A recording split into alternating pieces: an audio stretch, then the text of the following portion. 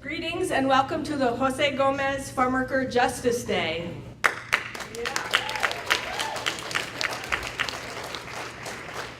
We are deeply moved to name this annual Farmworker Justice gathering after our dear colleague who passed away last year, Jose Gomez. And I'm Ellen Short-Sanchez. I'm the director of the Center for Community-Based Learning and Action here at Evergreen. We're a public service center. Once upon a time, the Evergreen State College had a labor education and research center. How many people knew that on campus here? So it's really important to keep this history alive. And the Labor Center gave birth to this event on campus as a response to the National Farmworker Awareness Week, which was always held around Cesar Chavez's birthday. So we are entering close to our 10th year of gathering to really support and talk about farmworker justice issues. And it was through my role at the Labor Education and Research Center as a work study student back in the early 80s that I first connected with Rosalinda Guillen and Community to Community, now Community to Community, and was able to support the farm workers' efforts to boycott Chateau Saint Michel wine, which is now Washington Union wine. So we have a history of seeing how boycotts work and how solidarity works. So this event is a step in the long legacy of that support that Evergreen supports, the Farmworker Justice movement and the boycotts and supporting farmworker rights. So this year our focus is really around Indigenous cross-border solidarity for farmworker organizing. And we're sure you'll be moved to action. So I want to encourage everyone to come to the follow-up workshops that are happening 115, A1105 with Familias Unidas, and really looking at how to support local struggles and how all the organizations that are here this morning will be working together. And after that, there's art and activism where you can do hands-on art for farmworker justice. And that's in B2105 at 2:30. And you'll see information about actions later in the afternoon. And I also want to remind people that at 7 p.m. in the Longhouse, so it's a long day if you're able to stay, the Oyatzinapa 43 caravan of family members is gathering, so we really encourage everyone to do all of those pieces. And we also have, let me get you one more piece of information I want to know.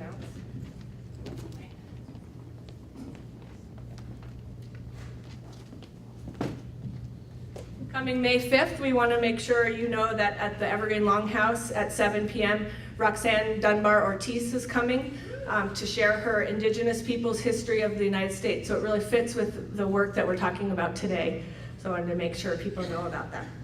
So we have a lot of people to thank that made this day possible.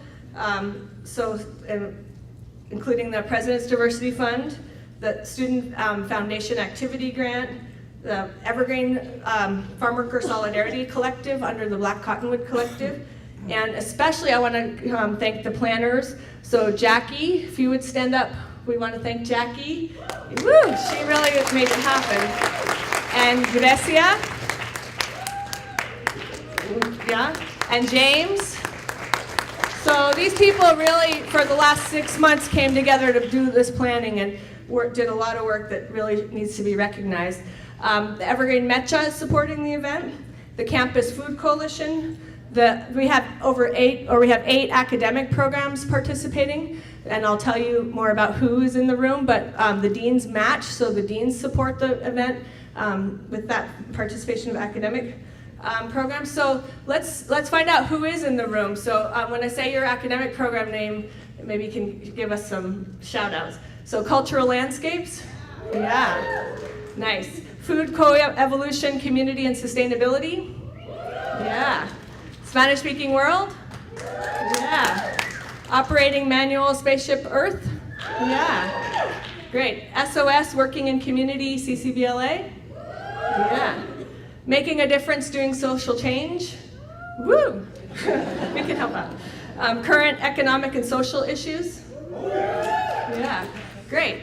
Okay, well, we're really excited for the lineup of speakers we have today. I'm going to invite Alice Nelson and Greg Mullins to tell us more about Jose Gomez and the amazing contributions he gave to Farmworker Justice and to Evergreen.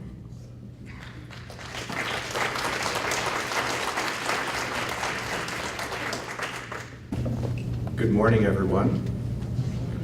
My name is Greg Mullins. I'm a member of the faculty here at Evergreen. I'm also Dean of the Library.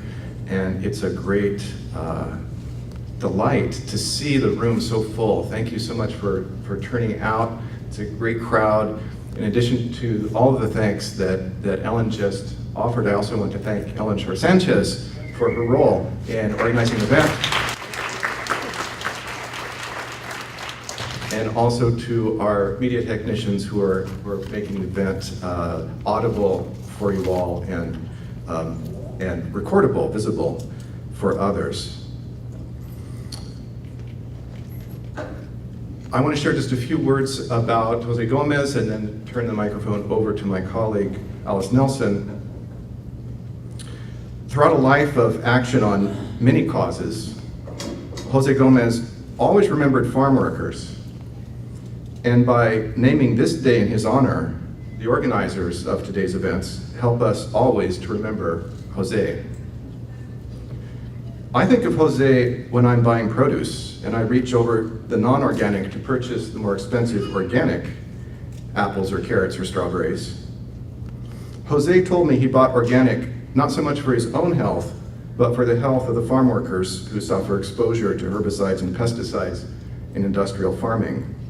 Since that conversation, I've been devoted to organic produce. That lesson is just one small example of the lessons Jose taught all his students, colleagues, family, friends, and fellow activists. Jose concentrated his activism on civil rights and labor rights and his legal advocacy on liberty and equality. He's most famous for his work in the late 1960s and early 1970s for the United Farm Workers and his personal assistant to Cesar Chavez.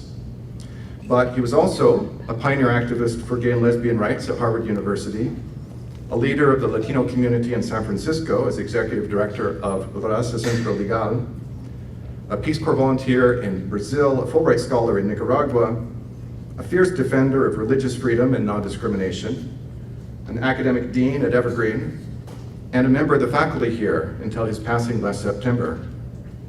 Jose worked at the intersections of social justice across labor, race, ethnicity, religious faith tradition, gender, sexual orientation, and social class before the word intersectionality was invented. He was a man ahead of his time, in his time. Before I invite my colleague Alice Nelson to the microphone, I'd like to share just a portion of one of the many tributes that came to me following the remembrance of life of Jose that we had on our campus.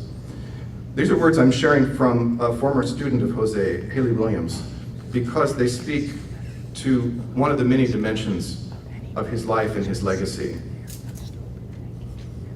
Haley wrote to me, "I took a program called Law and Literature. I joined in the second quarter of a 2-quarter program. While I've learned from some truly gifted educators during my time at Evergreen, nothing resonates with me and truly encompasses Evergreen's interdisciplinary approach, quite like this program did. During this time, I finally felt like I was attending the Evergreen that I was promised during the admissions program. However, I was also at the same time planning a transfer to another university. The fall after this program, I found myself at a new school and enrolled in a class called U.S. Labor and Working Class History. This class was taught at a world-renowned school by an extremely well-versed and educated professor. However, when going over the Delano grape boycott, I realized I was wasting my time at this school when I had the opportunity to learn about this from someone that experienced it firsthand. I had finally made it into a competitive school, was earning a respectable GPA, and was in a city with abundant opportunity, and I found myself packing my bags to return to Evergreen. Jose was one of the kindest and most invested educators I've come across. He allowed me to find the value in a school that I'm so proud to call my alma mater. This program helped me make connections in and out of the classrooms, for which I'm forever grateful. With those words from Haley, I will now introduce my colleague Alice Nelson.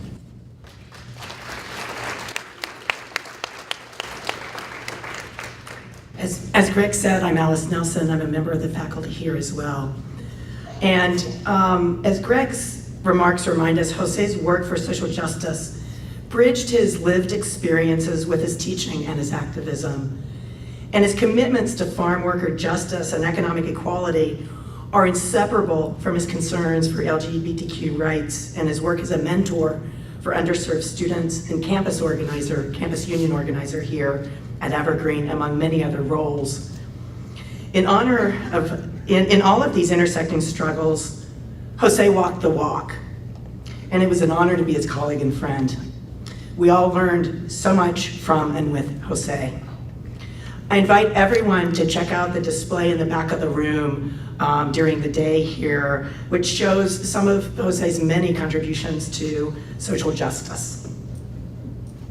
Jose used to recount a moment when, after his Peace Corps years in Brazil, while he was teaching in Costa Rica, he saw the Time magazine cover story on Cesar Chavez and the Farm Worker Organizing Committee, Mexican Americans on the March. It was July 4th, 1969. And tapping into the sense of injustice he experienced at an early age with his farm-working family, he resolved then and there to join the movement. He returned to the States and with the UFW organized consumer boycotts in New Jersey in 1970, Washington, D.C. in 1971, and New York City, 1972, before serving as executive assistant to Cesar Chavez from 1973 to 75. He had a copy of this Time magazine signed by Cesar Chavez in his office all of the years I knew him, sort of a touchstone for what mattered. Jose wrote the following words for the convention call to the United Farm Workers' first constitutional convention in 1973. This is a quote. "Farm workers, arising from generations of suffering and exploitation, are more determined than ever before to have their union. As free and sovereign men and women, we have resolved to end the injustices that oppress us. Today, we seek our basic God-given rights as human beings, prepared to give up everything, even our lives, in our struggle for social justice. We seek the right to collective bargaining to improve our living and working conditions. We want to be free of charity at the price of our dignity. We want to be equal with all the working men and women of this nation. We want a just wage, better working conditions, and a decent future for our children, and we will continue to struggle until we win." On this day, newly renamed in Jose's honor, it seems especially fitting to see and hear Jose delivering his own words on farm worker justice. In 2006, Jose was chosen by Evergreen faculty to be our speaker at graduation. In the clips we are going to show, Jose addresses how his youth as a farm worker fueled his later activism. After discussing his family's backbreaking work in the sugar beet harvest using the now illegal short-handled hoe, the cortito, he speaks to revelations during his end-of-day tending of the sheep and how those moments fueled his life's work. He then goes on to offer valuable advice to graduates, which we're actually going to skip, but then at the very end, there's a call to action. So the last clip is the call to action. So without further ado, let's see Jose's words. Listen to Jose. At the end of each day of work, I had to fetch the milk cows from the pasture 2 miles away. Walking that distance every evening gave me a lot of time to think. I thought about how hard our life was and how unfair that we had to work so much for so little. My thoughts soon turned to words, and my words turned to oral manifestos of rage and indignation. Day after day, I imagined myself an orator on a stage somewhere, railing against injustices that seem to seal the fate of the many Mexicans and Mexican Americans who worked alongside us. From time to time, the cows would stop to look at me. I didn't know whether they were startled, confused, or amused. And now, a half century later, I can still feel, smell, and taste those days of oppression as if they were only yesterday. And here I am, finally, on a stage, with an attentive audience, at an institution of higher learning. I never dreamed back then that this moment would be within my reach.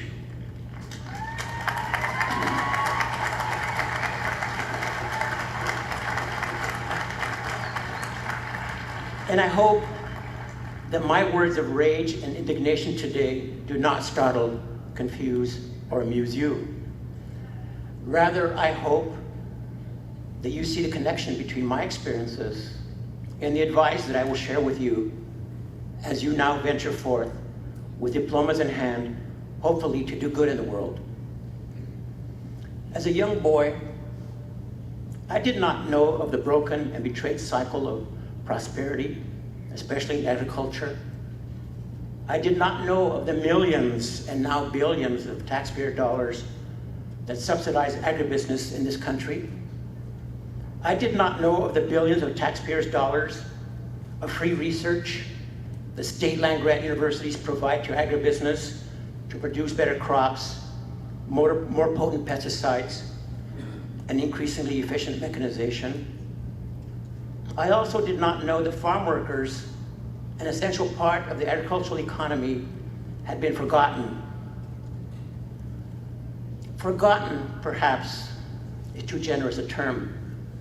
After all, in 1935, when the politicians in Congress decided to grant collective bargaining rights to workers, they purposely excluded farm workers from the legislation that came to be known as the National Labor Relations Act, the Wagner Act. For the past 3/4 of a century, farm workers have suffered from that exclusion. What should be a full cycle of prosperity is incomplete because it stops short of the farm worker. No thought is given, for example, to retraining farm workers whose jobs are made obsolete by mechanization developed with taxpayer money. One disgraceful result is our own state's response to the housing crisis facing migrant workers who pick our crops. Year after year, the best the state of Washington cares to offer are tents. In 1961, Edward R. Murrow shocked the nation's conscience with Harvest of Shame, a television documentary that exposed the disgraceful exploitation of farm workers. Nearly 5 decades later, not much has changed. Farm workers are still exploited. They are still poisoned by toxic pesticides. They continue to live and work in shameful conditions. Child labor is widespread. Is it not a scandalous betrayal of the cycle of prosperity that the very people who harvest food for our feast of bounty frequently do not have enough food to feed their own children?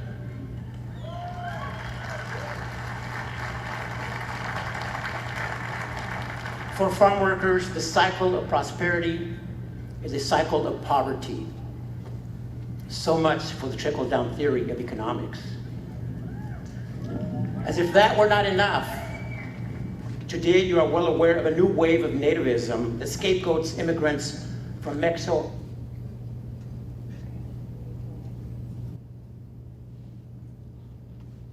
So we're getting to the next clip.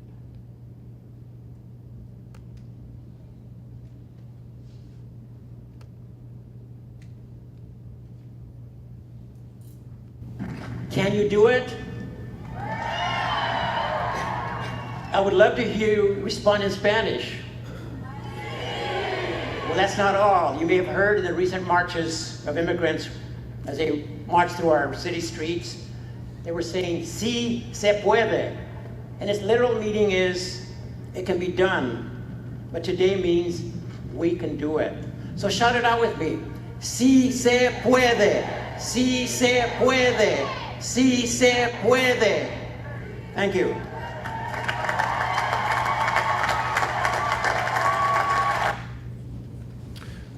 We are also honored today that several members of Jose's family have joined us from Portland, from Wyoming, perhaps from further afield. And in a moment I will invite Jose's sisters to the stage, but maybe the entire family is here. If you could stand and be acknowledged.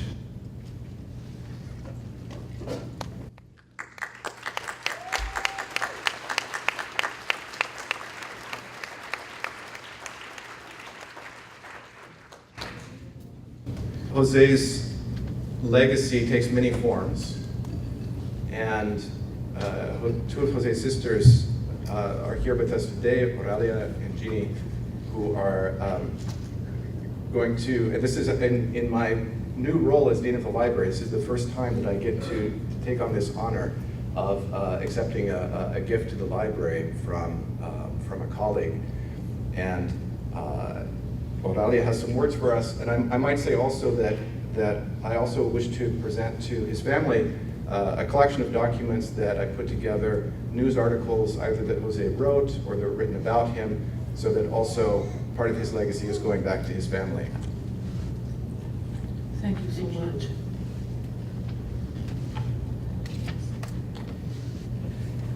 Good morning, buenos días.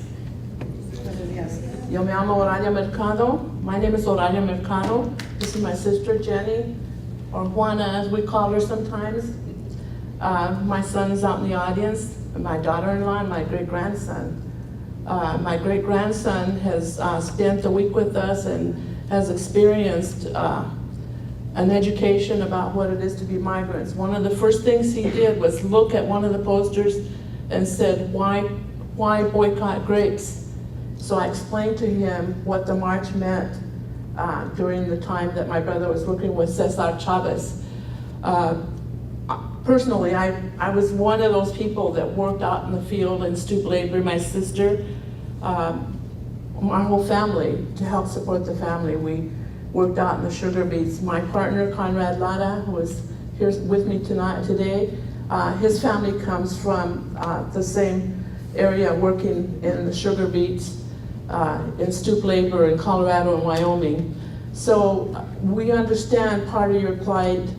Nosotros conocemos qué es lo que está pasando. And I don't want to take a lot of time, but I want to thank the college for this opportunity to present these historical gifts to Evergreen College. They're in honor of my brother, Jose Gomez. They're from his private collection at home, and we as siblings debated several times about who would be the best caretaker of these items. And some thought, well, maybe they should go to divide it up amongst family members. But we came to the ultimate conclusion that Jose's private collection of posters, his vintage posters and other items of Cesar Chavez and the era, the flag from that he had in his office at home from the Huelga in California. We decided that Evergreen is the best place to deposit these items as we want them to have the widest exposure. In addition, as caretakers of these items and these gifts, Evergreen passing it on to them will assure that the exposure expands to other public places and or the college, because there are other places in the United States who will be able to see some of the items as they're cataloged and archived. And for that, I want to thank the college and also thank the college for this. We've been going through a lot of material at his home, and we have hundreds, if not thousands, of items to look at and write. So, thank you. Oh, I guess I need to show you this. This is one of the posters.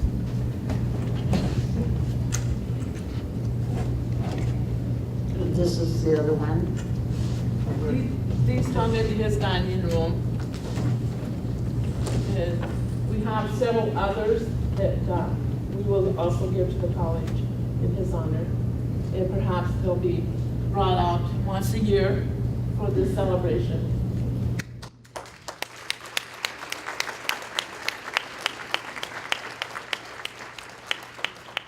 So we're going to start the rest of the day with a video from Familias Unidas, but I also wanted to just quickly say another group that's here presente is the Latino youth group from Shelton. So we didn't get to recognize them earlier, but thanks for coming.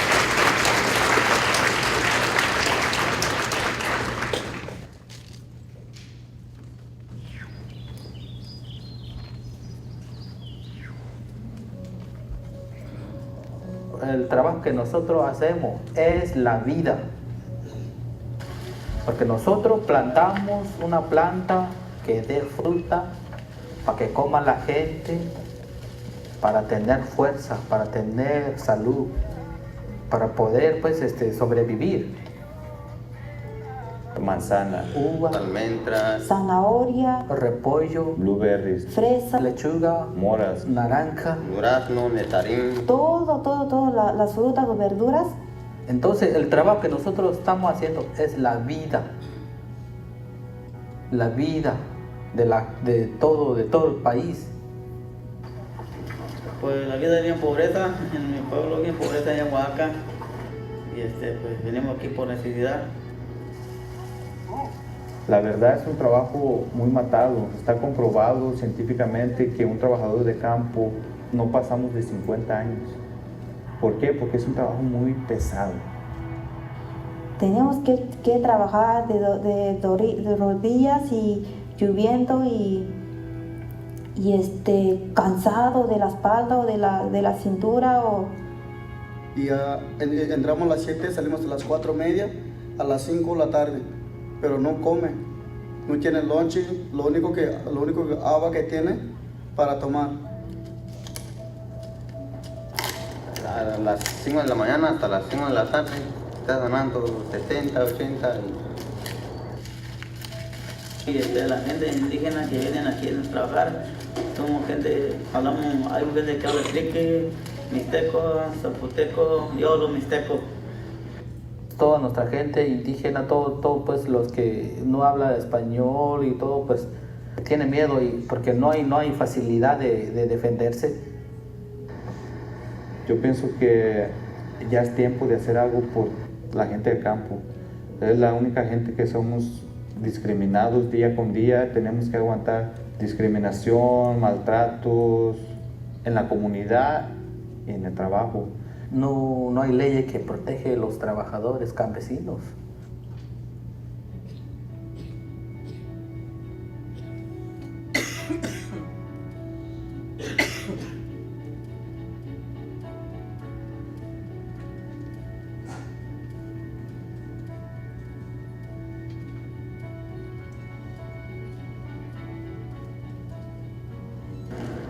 Quisimos tomar acción.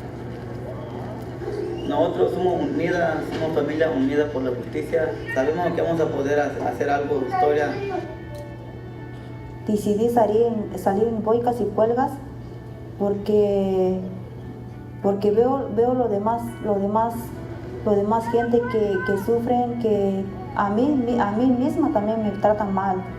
Yo, mis compañeros, platicamos que no es justo lo que están haciendo con los demás campesinos, ¿verdad? Y por eso es que salimos en huelgas. Esto el boicot fue especialmente para nosotros poder agarrar un contrato. También todos los rancheros van a ir mejor que así. Un contrato y ya sabes que tu gente cada año va a regresar y cada año vas a tener tu cosecha.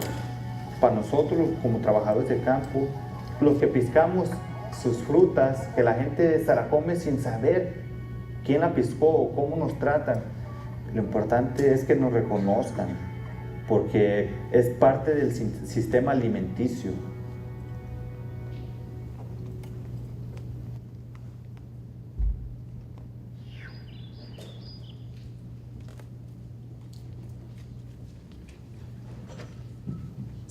it's quite a strong circle that we just heard, right? I mean, it was an honor to hear the stories of Jose Gomez and his history. I think as farm workers, Mexican-American farm workers that are here today know and have lived this generational poverty that has been created, the system that has created the structures to keep our families in generational poverty. So es un honor estar aquí nosotros con todos y ver un círculo cerrado de la pobreza de los campesinos en los Estados Unidos, especialmente los mexicanos, americanos, que hemos estado aquí y reconocemos que la pobreza para nosotros es generación tras generación y que la industria agrícola se ha hecho rica a través de nuestro esfuerzo, nuestro sudor y nuestro trabajo. And that the agricultural industry in the United States has enriched itself, has made incredible profits at the cost of our lives by using our sweat and our hard work and our families to produce an amazing product. And when they have used us up and we have moved out of the industry, they are digging even deeper to continue to have an exploitable labor force. And it all began, I mean, we all know it all began with the forced war, the Mexican-American War, and the taking of our territories in the Southwest. And it continues today.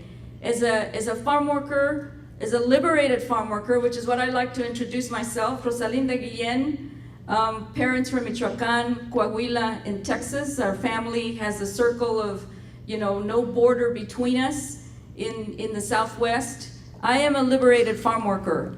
Therefore, I recognize what some of you have said and what Jose Gomez has said, that the poverty that we have suffered as farm workers has been intentional, that there has been a structure created to keep us in our place, and it has succeeded in many ways, that there have been many heroes that have tried to break open these barriers, to break open and break the system that is continuing to keep our families in poverty and suffering, and that we continue the struggle. Jose Gomez, Cesar Chavez, and many, many others, too many to name. It's not that there hasn't been a struggle. It's not that we have not had the leaders. It's that there hasn't been enough support from the community and that the industry has gotten strong faster than we have gotten strong. But the struggle continues. And so I come here, you look at the different generations that have struggled, that recognize this, that have liberated ourselves, but not enough to change the system. But it's not over and we don't give up. And so as a 64-year-old liberated farm worker, I am proud to present to you the newest generation, and let's let this be the last generation that has to struggle for their rights. So I'm going to bring up, you can clap, because it feels good. It's time this was over with. And I have to say that I am angry. I am really angry and I'm not holding back anymore. It's time for sensitivity to be set aside. All the foodies and all the people that want their organic product and want to eat healthy and be healthy, you also have to make sure that the workers are being treated fairly in the entire food chain. And we are fighting back. We are fighting back.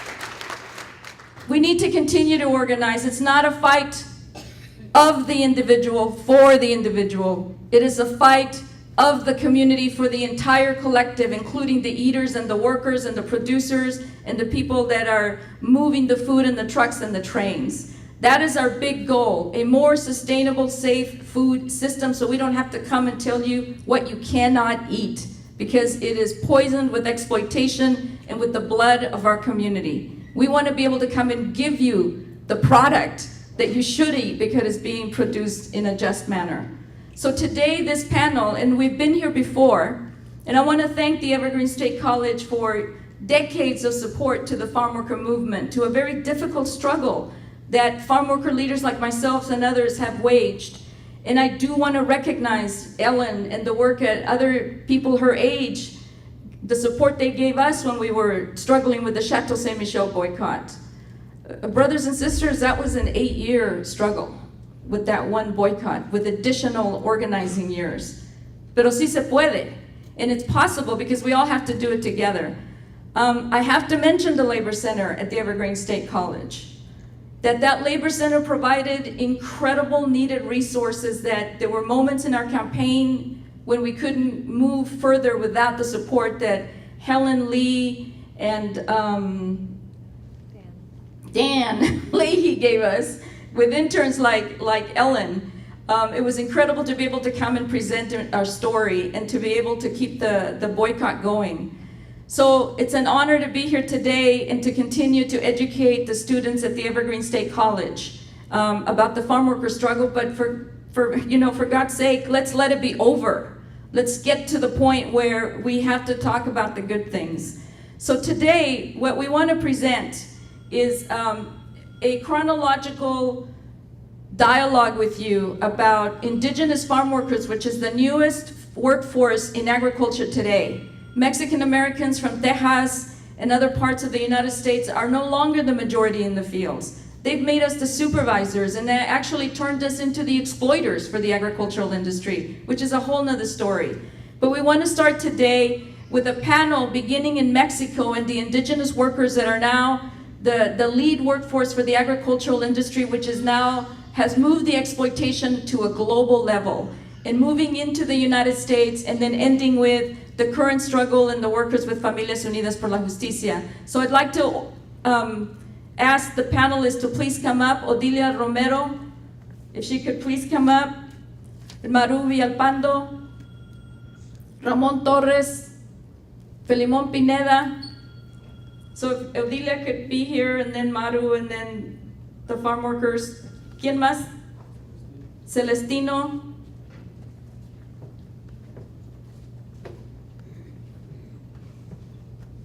This is really exciting for me because I'm moderating and not just presenting, and it just seems like I'm always presenting. So,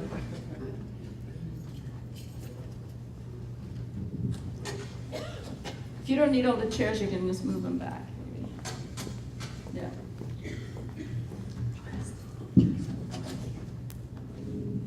So we are in a very important political moment for the farm worker movement in the United States and in Mexico. And part of that political moment will also be touched on this evening with the families from Ayotzinapa that are coming later today.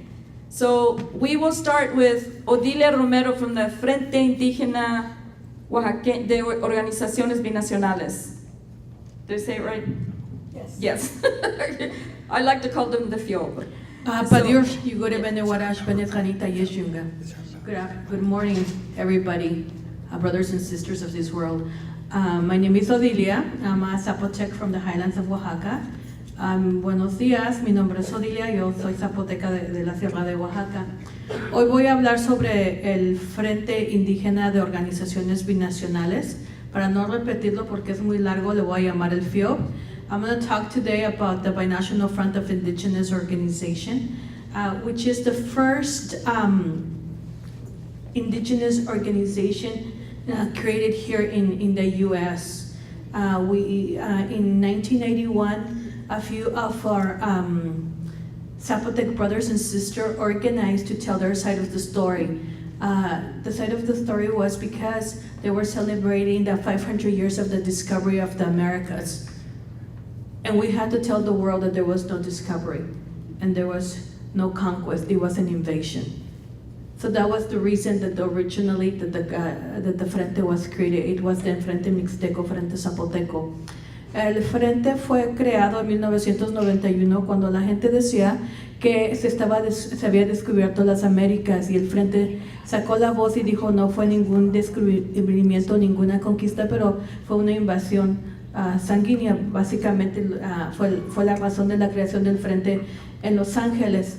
Pero también empezó una migración masiva de los hermanos indígenas en Oaxaca, mucho antes que eso, pero ya en los 90s, cuando nace el Frente, se había hecho masiva, estaban migrando mucha gente de la Mixteca, de la región zapoteca.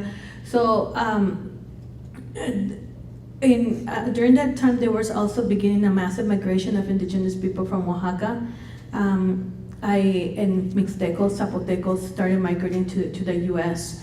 And some challenges became, some issues became a challenge to us. One was the language barriers.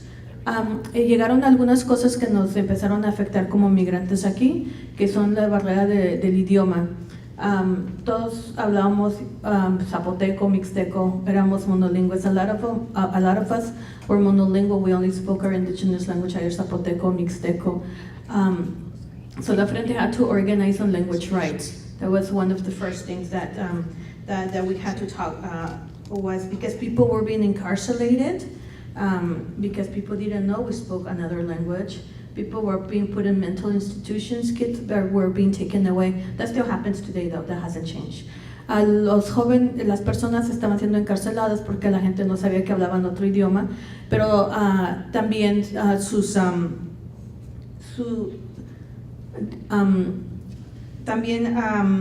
estaban yéndose como algunos en manicomios o instituciones mentales porque había otra gente que no sabía que hablaban un idioma indígena. Los mismos latinos o mexicanos no sabían que se hablaban idiomas indígenas.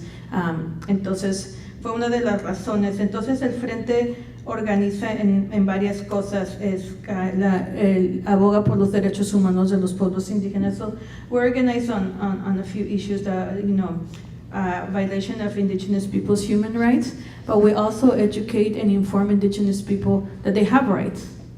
We've been colonized so long that we don't know we have rights anymore. Una de las partes abogamos por los derechos de los pueblos indígenas, de sus derechos humanos, pero también informamos a los pueblos que tenemos derecho, porque hemos estado colonizados tanto tiempo que no sabemos que tenemos derechos. Entonces eso es muy importante, es parte de nuestro trabajo. También creamos la primera red de intérpretes indígenas.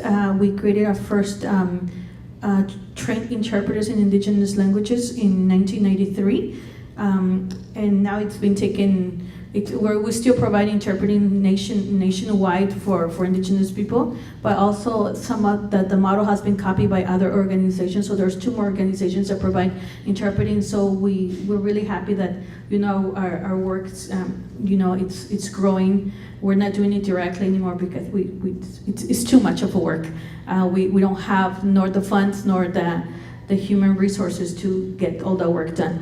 Entonces, una de las cosas que ha pasado, los frutos del Frente se han manifestado a través de otras organizaciones que ya tienen sus propias redes de intérpretes. Entonces, eso ha sido como súper importante y estamos felices porque tampoco podíamos con todo el trabajo, era mucho el dinero y recursos humanos, entonces que este fruto se vea en otros lados es muy importante para nosotros. Entre las otras cosas es el empoderamiento de las comunidades indígenas, y cuando hablamos de empoderamiento es desde conocer tu historia, conocer de dónde vienes. And we talk about indigenous empowerment, get to know your story, decolonizing our minds. That's part of the work that we do, because we do it on both sides. We do a lot of revitalization programs for the language. In Fresno, we're teaching Mixteco. In Los Angeles, we're teaching Zapoteco, and we're pushing for all of us to be trilingual. En Fresno estamos enseñando Mixteco, en Los Ángeles Zapoteco, y estamos empujando a que nuestros jóvenes se vuelvan trilingües. Muchos somos bilingües, otros somos todavía monolingües. A lot of us are still bilingual and a lot of us are monolingual. So we're pushing that. And one of the things that we work a lot on is the empowerment of women. Indigenous women, we, as Comandante Esther would say at one point, we have a triple discrimination process: one for being a woman, one for being indigenous, and a structural racism that we face too, and the racism that we face within other Mexicans, other Latinos. So we really push to empower women, reproductive rights, and we have a empowerment school for women called Mujeres Indígenas en Liderazgo. Una de las cosas que empujamos es el apoyo a las mujeres. Tenemos una escuela que se llama Mujeres Indígenas en Liderazgo, y ahí apoyamos desde la salud reproductiva de las mujeres, porque las mujeres indígenas se sufren como triple discriminación, que es el hecho de ser indígenas, el de ser mujeres, y las cuestiones las barreras del idioma. Y no sé si salen algunas fotos. Pues es que me fui viendo mi... Esas fotos son como del inicio del frente. Sé que tengo 15 minutos y lo tengo que hacer rápido. So I have 15 minutes, so I really gotta... where it says Alto la Represión a Oaxaca.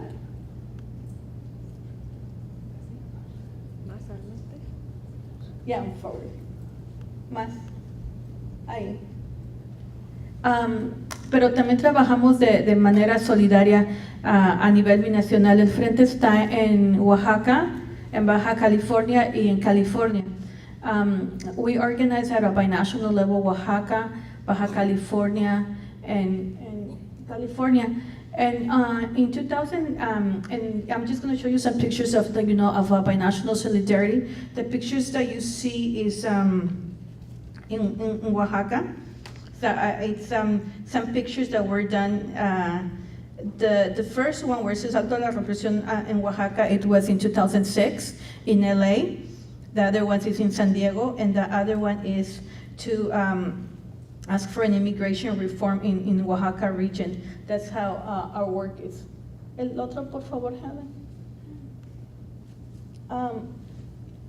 So, nosotros nos organizamos, nos apoyamos de manera binacional. En el 2006, durante el movimiento de los maestros, donde hubo una represión muy alta por el gobierno del estado, el Frente se manifestó en diferentes partes, desde conferencias en universidades para denunciar la violación de los derechos humanos que se estaban pasando en Oaxaca, pero también estuvo haciendo protestas frente al consulado.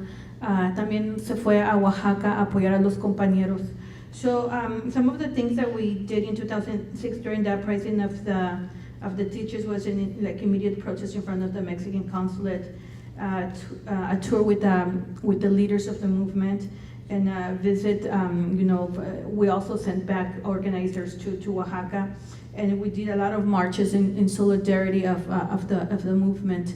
And some of the things, if I'm not mistaken, I might know somebody in the audience that I haven't seen in years. But I keep on looking at him. Is that Ramiro? No? I'm like, yeah. I'm like, is that Ramiro? Because then I would have a witness of all our work in Oaxaca during that time. But yeah, se parece, right? So that's just some pictures of the movement that we had. This is like some rallies in Los Angeles, but us in the truck with Genoveva, the women's coordinator at that time, was actually up in the Sierra, where we had to go up with the community and come down with the communities, and we were like packed in back of the trucks. Ese es que estuvimos en la sierra con la compañera Genoveva y bajaron comunidades de la Sierra Norte para apoyar el movimiento, y todos íbamos detrás de las trocas así, como nos ves, pero parte de la foto son también de Los Ángeles, de lo que se hizo en Los Ángeles. Y otra muestra de solidaridad son con los compañeros de Ayotzinapan. Estuvimos muy involucrados, llamamos a conferencias de prensa, hicimos las denuncias, pero también estuvimos involucrados en la caravana cuando estuvieron en San Diego, en Los Ángeles, en Fresno. And some of our most recent work is with the Ayotzinapan students. We also called for press conference in LA, but we also were part of the caravan when they were in San Diego, in LA, in Fresno. And then the last one, all movements are important. Is our current struggle that we're working with is San Quintin. I know a lot of Oaxaqueños are in San Quintin. A lot of indigenous people work in the agricultural fields of San Quintin. Lo más reciente de nosotros es el movimiento de los jornaleros en San Quintin. Estamos apoyando mucho con los medios a los hermanos. Este es nuestro rol. Estamos solidarizándonos con Alianza, que es la organización que que está llevando el movimiento y los paros laborales. So we are supporting Alianza, which is the organizing group that have the work stoppage, and we're supporting them with all the media. We have an expert on media, and it's gotten to the point that we have been called in by some of the growers to a meeting. I won't mention them, but it's been an intense talk with them. That's how we are. And one of the actions that really impacted me personally is having to go to the border. The picture that you see there, the field members are on that side of the border, and the farm workers on the other side of the border. I have never been exactly at the border before, and having to talk to them through the little holes of the wall, it's very impacting because I could just imagine all the families that get deported, all the people that have to go and try to say hello through your fingers on those little holes. And when one of the women came up and she's like, they're violating our human rights, they're not giving us water, they're not doing this. It seemed to me very powerful. And una de las cosas que a mí más impactó del movimiento de San Quintín es haber ido a la frontera, porque había estado en muchas partes, pero nunca en esa línea que se ve ahí. Ustedes pueden ver que hay una parte de la gente del frente está de un lado y los compañeros jornaleros de San Quintín están otro. Y no nos podíamos ni acercar porque no podías acercar. Ya a esta parte no te puedes acercar, tienes que gritar desde un lado y ellos del otro. Pero hubo una parte que sí podemos estar muy de cerca con ellos y poder saludarlos con los dedos en los huequitos que está ahí. Y me impactó mucho porque imagínense las familias que se tienen que ir a ver ahí, que han sido deportadas. Es muy doloroso, pero también como con mucha esperanza cuando llegan los jornaleros a la línea. Venía una señora liderándolos que decía, bueno, nos están violando nuestros derechos humanos, no nos dan agua, tenemos que apóyennos, gracias por la solidaridad. Eso fue para mí muy impresionante. No soy una persona que le salgan las lágrimas, pero se me salieron de lo impactante. It was so it had a very impact on me to see the lady on leading the movement, because I'm not a person that cries. And that day, tears did come running down through my eyes, because it was just it's one of the feelings. You're upset, you're angry, but you also have, like, with her voice and her anger, you have hope. It's one of those mixed feelings that I went through that day. So right now we're working very closely with them. Because of the dialogue with some of the girls, I really can't tell you what we're doing right now, but we're gonna go to San Quintín in the next few weeks. We're gonna be spending a lot of time there. But the most, I wouldn't know what to call it, is San Quintín is the same farm workers that are here at Tacoma Brothers. They're indigenous people, they're Mixtecos, they're Triquis, they're Zapotecos, but they're also the same companies. It's also the same companies that that have us in these conditions of poverty, as Rosalinda was saying, or as Mr. Gomez said on his last speech, right? So it's one of those things that I'm personally very angry because of the conditions that my brothers and sisters are. Fortunately, I never had to work in the fields. My parents migrated to LA, so they work in the restaurant industry. A mí me enoja mucho ver estas injusticias. Afortunadamente o desafortunadamente, nunca trabajé en los campos. Mis papás migraron a la ciudad de Los Ángeles y ellos trabajaron en restaurantes y en fábricas, básicamente. Pero son las mismas condiciones de explotación. They're the same conditions, you don't get a good paying wage, you don't have any benefits, no vacation, so it's the same conditions that we live there. The Frente does a lot of solidarity work, and we just had a fundraiser for the San Quintín farmers, And, people from all over the community, the Zapotec business people joined in donating all the food. We did really good. So for El Día del Niño, we're gonna deliver toys, solidarity toys, and food for all not for all the farm workers, because there's over 80,000 of them, but for the people that are on the work stoppage, we are gonna deliver food for them to kind of survive for the next few weeks that they have to be in this struggle. Hicimos una recaudación de fondo, como pueden ver en la fotografía. Vino mucha gente de los hermanos zapotecos a apoyar y donar cosas, pero vamos a llevar unos juguetes con los niños en el Día del Niño, pero también vamos a apoyar a los hermanos que están en huelga con comida para que puedan aguantar un poquito más, porque si no están trabajando no generan dinero. Entonces eso. Y lo último que voy a enseñar como rapidito es Familias Unidas.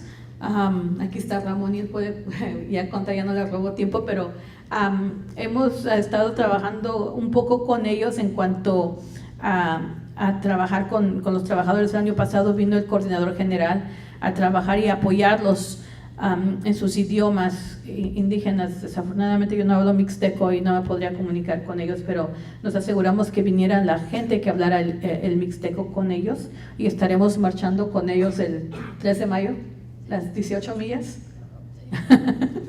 Creo que nunca he combinado 18 millas, pero va a ser un reto. We're going to be here supporting them on May 3rd on their march. I've never walked 18 miles in my life, I don't think, but I will. Those are like the few things that we do, but it's very, we do a lot of other work, like cultural awareness for the service providers on how to better understand indigenous migrants, how to identify the languages. Hacemos otros trabajos con los funcionarios públicos, como identificar las necesidades de comunidades indígenas, cómo apoyarles con interpretación y las diferentes cosas que necesitan. Pero una cosa, ustedes se preguntan por qué estamos aquí, ¿es por gusto? Pregunto. So I'm asking, do you guys ever wonder why are we here? Did we come by choice? Anybody? Anybody knows why we're here?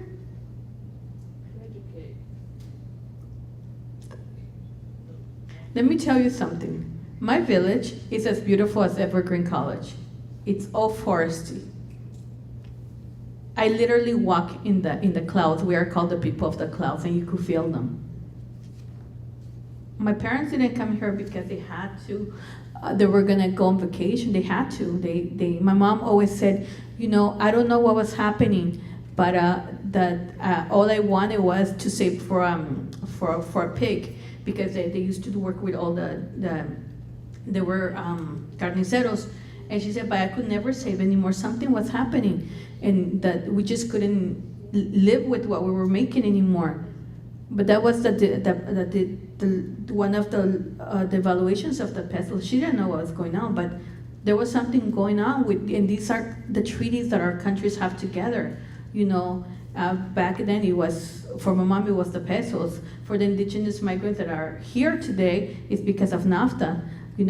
We have all these policies and treaties that many of us don't know about, and that's how we end up here. We don't come here by choice. I mean, imagine if I could live in a foresty place and I live in LA full of cement, would be great for me, but it doesn't happen that way. We're forced to be here. And it's the US companies that are forced us to be here. It's the mining companies, it's the water companies, it's the strawberry companies. So they're forcing us from our lands. Nosotros no venimos aquí por gusto. Yo vengo de una sierra muy bonita como esta.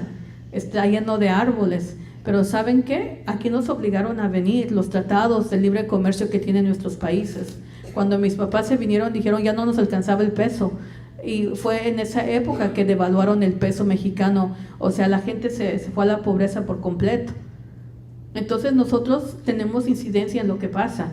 Nosotros, como que los que pueden desde votar, desde abogar, como decía Rosalinda, los consumidores tenemos que ser muy conscientes de qué es lo que causa nuestros deseos de comer orgánico, de comer GMO free, de tomar aguas embotelladas no con plástico. Todo eso tiene un efecto y tiene un impacto económico social y de salud a las comunidades que la producen.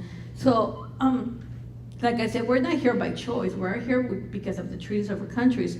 But we as consumers have a voice, and we need to make some, these communities, when you want organic, when you want GMO free, when you want your waters in a BPA free bottle, it causes an impact, and there is a person that gets impacted by here. And that people that pick the fruits, that package our food, they cannot even afford to eat that. Entonces, una de las cosas que pasa es que nuestras comunidades que producen toda esta comida, ¿cómo ven que no las pueden ni comprar orgánico? Porque los que le pagan no le alcanza para comprar en la tienda después. Entonces tenemos que crear como conciencia nosotros, tanto consumidores, para que podamos avanzar en nuestras luchas por derechos humanos. So we have to join forces. On one side, we have to join forces so that their human rights, labor rights are respected. I can tell you I have a little secret I can tell, because I just can't tell, but you guys will find out in a few days. But I think my 15 minutes are up. So that was just something in a nutshell. Creo que terminaron mis 15 minutos, es lo que compartimos en 2 segundos de las muchas cosas que hace el Frente. Gracias.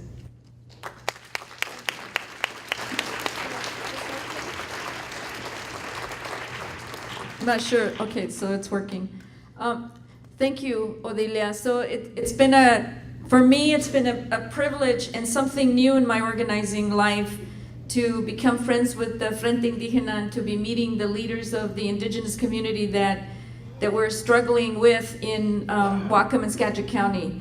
And it's been, as a migrant farm worker, coming from a migrant farm worker family from Texas, Tejanos, right, that used to migrate to the north. Es una gente diferente de nosotros. Nosotros somos tejanos, we work the fields. My father migrated all over the country from Texas and then back to Texas until we settled in LaConner, Washington. But we didn't identify ourselves as indigenous people. We were forced to let that go. Even though I know that in my background I have indigenous blood, and as close as my great-grandmother, we were an indigenous people and practiced some of the traditions in Michoacán and in Coahuila. But here, we let that go. We lost it. And it's been an honor to work with people that are not letting their traditions go, that are not losing their language, they are hanging on to their language. We have farm worker leaders in Familias Unidas por la Justicia that are quadrilingual. And they're young, 15, 18 years old. And I think of what we gave up because we were forced to give up in order to survive. And it's my hope that the farm workers today won't have to do that. That it's a sin if we as Mexican Americans that have lost our tradition and our culture allow that to happen now. That those times are over. So nomás quería decir que ha sido un gran honor y conocimiento para mí conocer al Frente Indígena y los líderes y la gente de esa comunidad que vino y apoyó la huelga. Fueron unos de los primeros que llegaron cuando comenzaron la huelga, ¿verdad? Apoyar. Y que nosotros como tejanos y gente que emigró y trabajó las tierras, pero que salió de Texas, trabajó las tierras y luego volvimos a Texas, como mexicanos nosotros perdimos nuestro sentido indígena, porque sí tenemos sangre indígena y teníamos historia de nuestros antepasados indígenas, pero lo dejamos ir, lo perdimos y lo perdimos queriendo perderlo para ser americano, ¿verdad? Para ser de aquí, y eso es una tristeza, y yo pienso también que es un pecado, y que yo estoy contenta de conocer a gentes jóvenes que hablan 4 idiomas, no nomás el español y el inglés, pero otros idiomas, y que como mexicanos tenemos que luchar que no pierdan esa historia, que no pierdan esas tradiciones y seguir esta lucha en una manera diferente. So it's been an amazing learning experience for me. But then also understanding that one of the things that our organization has worked on for many, many years has been the fight for comprehensive immigration reform with dignity, so that the people coming from Mexico here come with equity and dignity, and we have a full opportunity to be able to be the best that we can be in this country, like the promise, the hope that we come with, or even if we don't come with hope, but we're forced to come here, that we have a fair chance. That's all we ask, is a fair chance. And for community to community in the work that we've been doing, around that, looking at it as a Mexican American and all the traditions that we've lost, that whatever happens with comprehensive immigration reform, that we at least have a chance for a dignified life. And that's a struggle that is interwoven with the Frente and with the struggle for a union. And I'd like to introduce Maru and have her say a little bit about herself and the work that she's been doing, because that is the intersection that this struggle brings to us, because we cannot talk about farm worker rights in America today without fully understanding what is happening with comprehensive immigration reform. So Maru Villalpando va a hablar sobre su trabajo y la lucha que ella está llevando a cabo para una reforma migratoria con dignidad, porque no podemos hablar de una lucha laboral para campesinos sin entender que sin una reforma migratoria y la manera que esas leyes nos afectan a nosotros, para poder tener nomás la oportunidad de luchar. Entonces, Maru, 15 minutos. Okay, 15 minutos. 15 minutes. Ellen nos está cuidando. Yeah, let me know. Okay, it's a little loose. Or somebody just it's a let little me know. loose. If I bore you, just let me know. Buenos días, mi nombre es Maru Mora Villalpando. Yo soy una activista indocumentada, llevo más de 20 años en este país. Good morning, my name is Maru Mora Villalpando. I'm an undocumented activist and I've been in this country for over 20 years now. Voy a hablar de 3 puntos. El primero es ¿por qué seguimos indocumentados? ¿Qué ocurre? ¿Quién se beneficia y cómo se beneficia de nuestro estatus indocumentado? Y qué podemos hacer y qué está ocurriendo ahorita mismo. So I'm going to be talking about 3 points. Why we're still undocumented, all of us that are undocumented. The other one is who benefits from this status, this lack of status. And the last one is what we're doing already to change that. Entonces el primer punto es, ¿por qué somos indocumentados? Bueno, pues porque desde siempre el sistema de migración fue creado precisamente bajo la idea de que solamente somos trabajadores, no seres humanos. Since the beginning of the times that the immigration system was created in the US, it was built on the presumption that we're just workers, not human beings. Lo segundo es que mucha gente cree que no hay reformas migratorias, que no pasan, pero en realidad cada año ocurre algo nuevo en la ley de inmigración. Many people believe that there's no immigration reform happening, or it hasn't happened in many years, which is not true. Actually, every year there's something new added to the immigration law. Lo que hizo este cuello de botella, donde ahora somos 11 millones, o que aproximadamente 11 millones después de los 2 millones de deportados por Obama.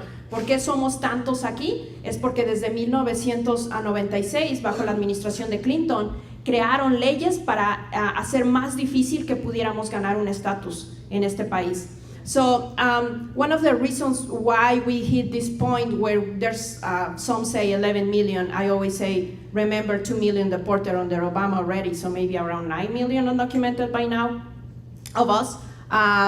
What we have is that there was this bottleneck created by immigration laws passed in 1996 under the Clinton administration, which made it so much more difficult for us to actually gain a status in the US.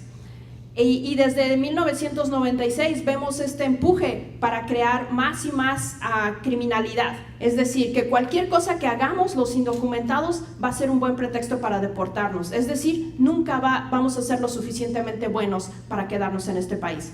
So what has happened since 96 is these punitive laws that continue being created to make us criminals, right? To say, whatever you do as an undocumented immigrant would be a good excuse to deport you. Because at the end of the day, we would never be good enough to remain in the country. We're not deserving enough to remain in the country. So then we reach a point where we see that our labor is not only benefiting private corporations, but it's also benefiting the privatization of immigration detention. Entonces ahora vemos que no nada más nuestro trabajo del campo beneficia a los agricultores, a las grandes industrias, también el hecho de estar indocumentado beneficia a las nuevas corporaciones que se crearon con la privatización de la detención de inmigrantes. So it's not a coincidence that we see private corporations lobbying for example, the H-2A program, right? Every time we hear comprehensive immigration reform, there's 2 points that most people do. One, shut down the border, right? Pretty much, that's what they want. Militarize the border, that's private corporations that will benefit. And second, bring us workers. Entonces, cada vez que hablamos de una reforma migratoria hay dos puntos que mucha gente hace. El primero es, cierren la frontera, básicamente. Hay que militarizar la frontera y eso significa contratos para las corporaciones privadas que se benefician de eso. Y el segundo es, traigan trabajadores temporales.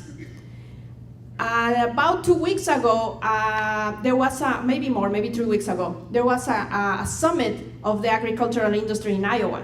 Aproximadamente hace 3 semanas hubo un encuentro de los agricultores en el estado de Iowa. And one member of the dairy products community, I can't remember the association name, said the following: we could not allow for farm workers to become US citizens. We would lose our labor force.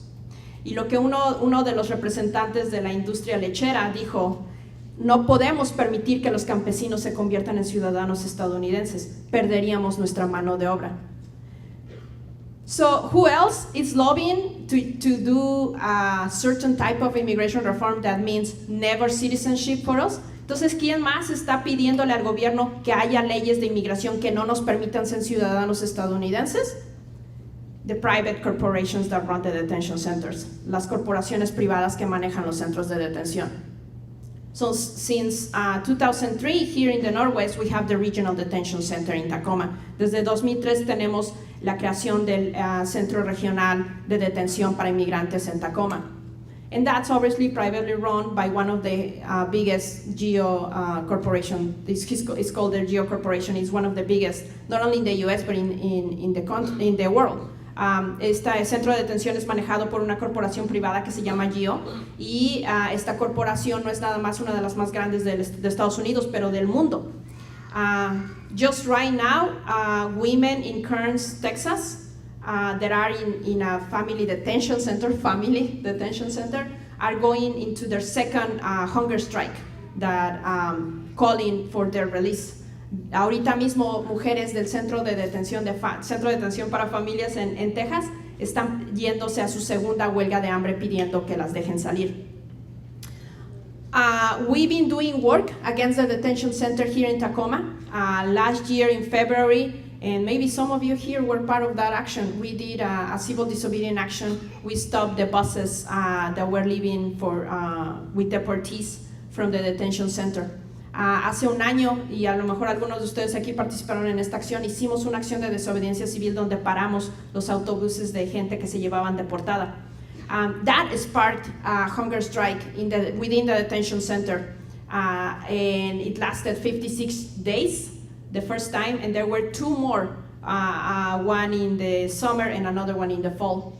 Esa acción que nosotros hicimos inspiró que hubiera una huelga de hambre dentro del centro de detención que duró 56 días la primera vez y hubo 2 más, una en el verano y otra en el otoño. Since then, we've been working with the detainees. They are the ones leading our work. We've been supporting their struggle. One of the things we did is a lot of media. We reached international media. And still till today, we are able to get requests from media to go in and interview and film people inside the detention center. Y hasta ahorita todavía hemos logrado que todos los medios de cobertura de prensa que generamos en ese instante sigan hasta hoy día entrando al centro de detención, filmando, entrevistando a los detenidos. Many of the detainees are Latinos. Many of them are men, young men. Muchos de los detenidos adentro son hombres latinos. And we have found many cases of indigenous communities there, and the way we find out is because they're not provided interpreter. Hemos encontrado que hay comunidades de hombres indígenas allá adentro y la manera en que nos enteramos es porque no tienen intérprete. Just dealing with the immigration system, somebody compared it with the tax law. It's that complicated and that scary. Now imagine if you're not able to even speak Spanish when supposedly they have some materials translated in Spanish in that place. Algunos comparan la ley de inmigración con la ley de los impuestos, así de espantosa es. Entonces ahora imaginen lidiar con esa ley cuando ni siquiera sabes español, porque supuestamente allá adentro tienen documentos traducidos al español. So what we see right now is that GEO, which runs this detention center, continues lobbying for punitive laws because they want to guarantee they will always have clients in there. They want to guarantee billions in profits every quarter, okay? Every quarter. I recommend you go into their website, Geo Group. Google it, you'll find it. The first thing you see in the homepage is how their stock is going. I did a presentation last week for a group of people in Seattle, and with me was Mele Morales, who also was in the detention center. And when we showed that and the stock price, he immediately was overwhelmed by the fact that he says, I never really understood how they're treating us. They're treating us like products, like goods, not like human beings. They're selling us. They're making money of us. Les invito a que vayan a la página del website de Geo Group, donde van a ver cómo está listado su precio de las acciones, porque ellos hacen miles de millones de dólares en ganancias cada 3 meses. Cuando hicimos una presentación la semana pasada para un grupo de gente en Seattle, mi compañero Mele Morales y yo, Mele estuvo en el centro de detención y presentamos esa hoja donde viene el precio de su acción. Él estuvo abrumado de ver que cómo GEO se beneficia de ellos, cómo nos ven a los inmigrantes indocumentados como productos que se venden. And so the struggle continues. We're still outside the detention center every weekend.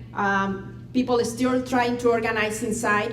And when we say we need to do a comprehensive immigration reform, we're not talking about the same as Congress talks. Okay, so when you hear comprehensive immigration reform coming from Congress, do not believe it. Be wary of it. When we talk about comprehensive immigration reform, we need first to recognize that there are routes of migration, such as free trade agreements. Like later in the day, the parents from Ayotzinapa will talk about the money that is being funneled into Mexico through Plan Mérida to create these conditions that pretty much are just finishing our people in there with weapons and money from the U.S. But then the other one is also that the border should not exist. The border should be eliminated. There should be open borders because at the end of the day, really this country was taken from Native American lands. And the only ones to set up any border would be Native Americans. And by the way, Native Americans already granted us citizenship. They say for everybody that is undocumented here, including those of Anglo origins, we grant you U.S. citizenship.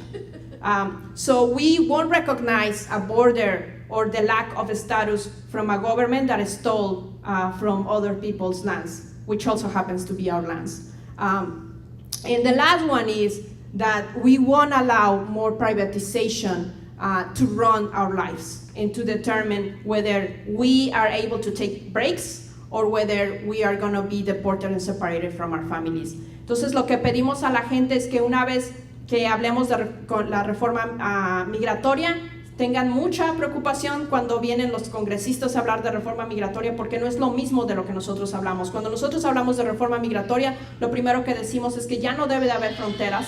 Las fronteras no van a ser respetadas cuando son marcadas por un gobierno que robó las tierras de los nativoamericanos. Y por cierto, los nativoamericanos ya nos dieron ciudadanía a todos los que estamos indocumentados, incluyendo a los de origen europeo.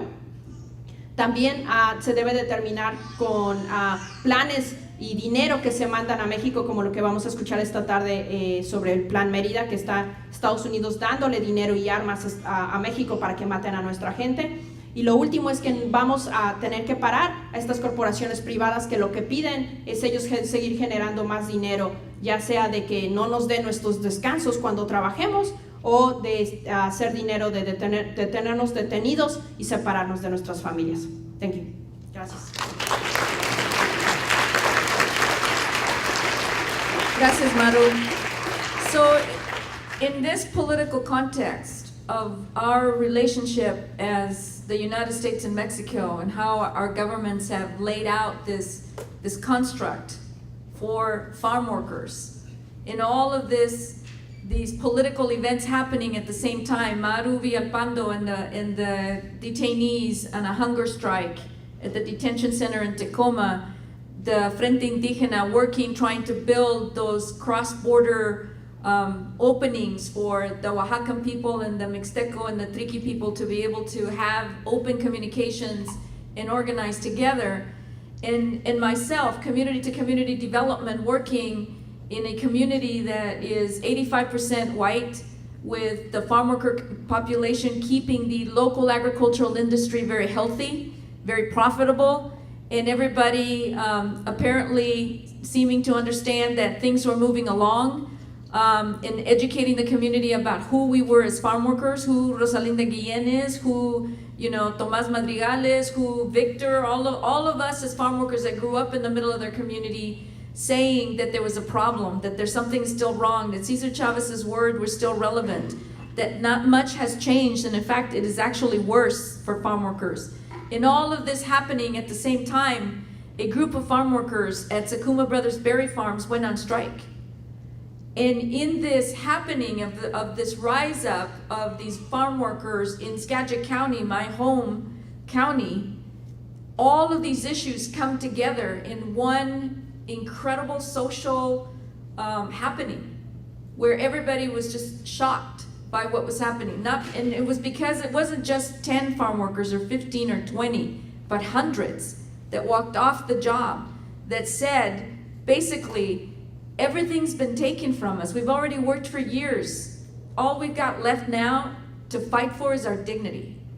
And so it's been for all of us here in Washington State an incredible happening. When you look at this political context that Odilia and Maru have just laid out, the incredible corporate power that is working against the ability for farm workers to be able to say that I am liberated, that I am fighting back, that I am speaking out, that I'm standing up. The poorest of the poor, the most exploited, the most invisible, the quietest, the least seen in our community spoke up. And so it's with pride and honor that I would like to bring it back home to the struggle, to the call to action, to Familias Unidas por la Justicia, the first local independent farm worker union formed in Washington State since 1986. And prior to that, the Cesar Chavez founding of the United Farm Workers in California. It's been a long, long, lonely road for organizers like myself. And so we're not lonely anymore. And we're re-energized with the founding of Familias Unidas por la Justicia. Please give them a big welcome. Familias Unidas por la Justicia. Ramon Torres will speak first.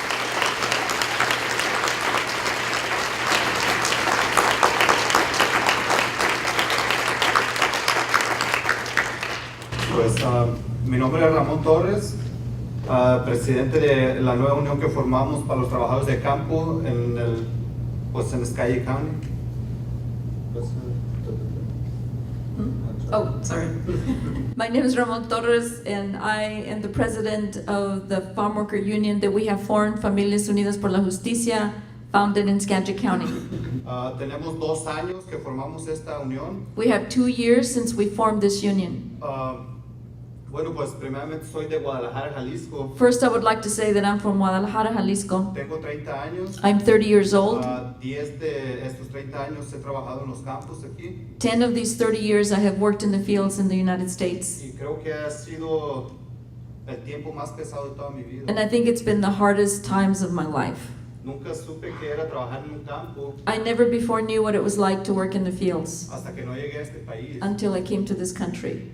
Mira qué trabajoso es. You should see how hard it is. Y más trabajoso es ver niños. And it's even more difficult when you see children. Niños de 12 años. 12-year-old children. Buscando para que ustedes coman. Picking the fruit so that you may eat it. Eso sí es trabajoso. This is very difficult. Y pues fueron unas de las más grandes razones de que decidimos formar una unión. And this was one of the biggest reasons that we decided to form a union. Esta unión se formó. This union was formed para mejorar condiciones de vivienda. To improve the living conditions. De trabajo.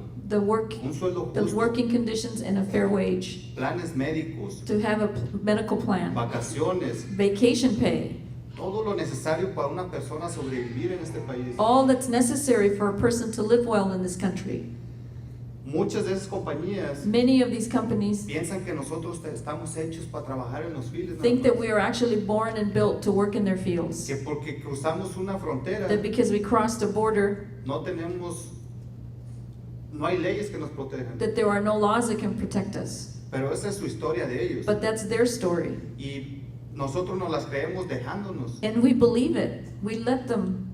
Entonces ya estamos enfadados. So we're tired. Y por eso estamos aquí. And this is why we're here. Esta compañía nos estaba robando lunches, breaks, This company was stealing our lunch breaks aparte libras. and then also the pounds of berries that we picked. Libras que nosotros con tanto esfuerzo The berries per pound the pounds of berries that we picked with so much piscamos struggle con ustedes. that we picked for ¿A quién you. no le gustan las fresas? Who doesn't like strawberries? Blueberries o moras. Blueberries or blackberries? ¿A nadie? Nobody doesn't like them? Who does not like them? Pues a mí también me gustan. I like them too, Pero no me gusta cómo tratan nuestra gente. but I don't like how they treat our people. Nosotros, toda la gente pensaba que nosotros estábamos locos. Everybody thought we were crazy. ¿Cómo un indocumentado va a How can an undocumented worker, poder pelear contra compañías tan grandes? how can an undocumented worker fight against such a large company? ¿Cómo es que íbamos a meter una demanda colectiva contra esta compañía de Sakuma? How is it that we could possibly file a class action lawsuit against this company? Que indígenas como nosotros, That sin indigenous people like estudios, us, without any education, formal education, no podíamos hacer nada. we could not do anything. Pues ahorita estamos demostrando todo lo Well, now contrario. now we're demonstrating everything totally the opposite of that. Chance no estudiamos Maybe we haven't formally studied porque no pudimos, because we couldn't, no porque no queramos. not because we didn't want to. En México no tenemos los suficientes fondos para seguir In estudiando. Mexico, we didn't have the sufficient funding that we needed to continue our schooling.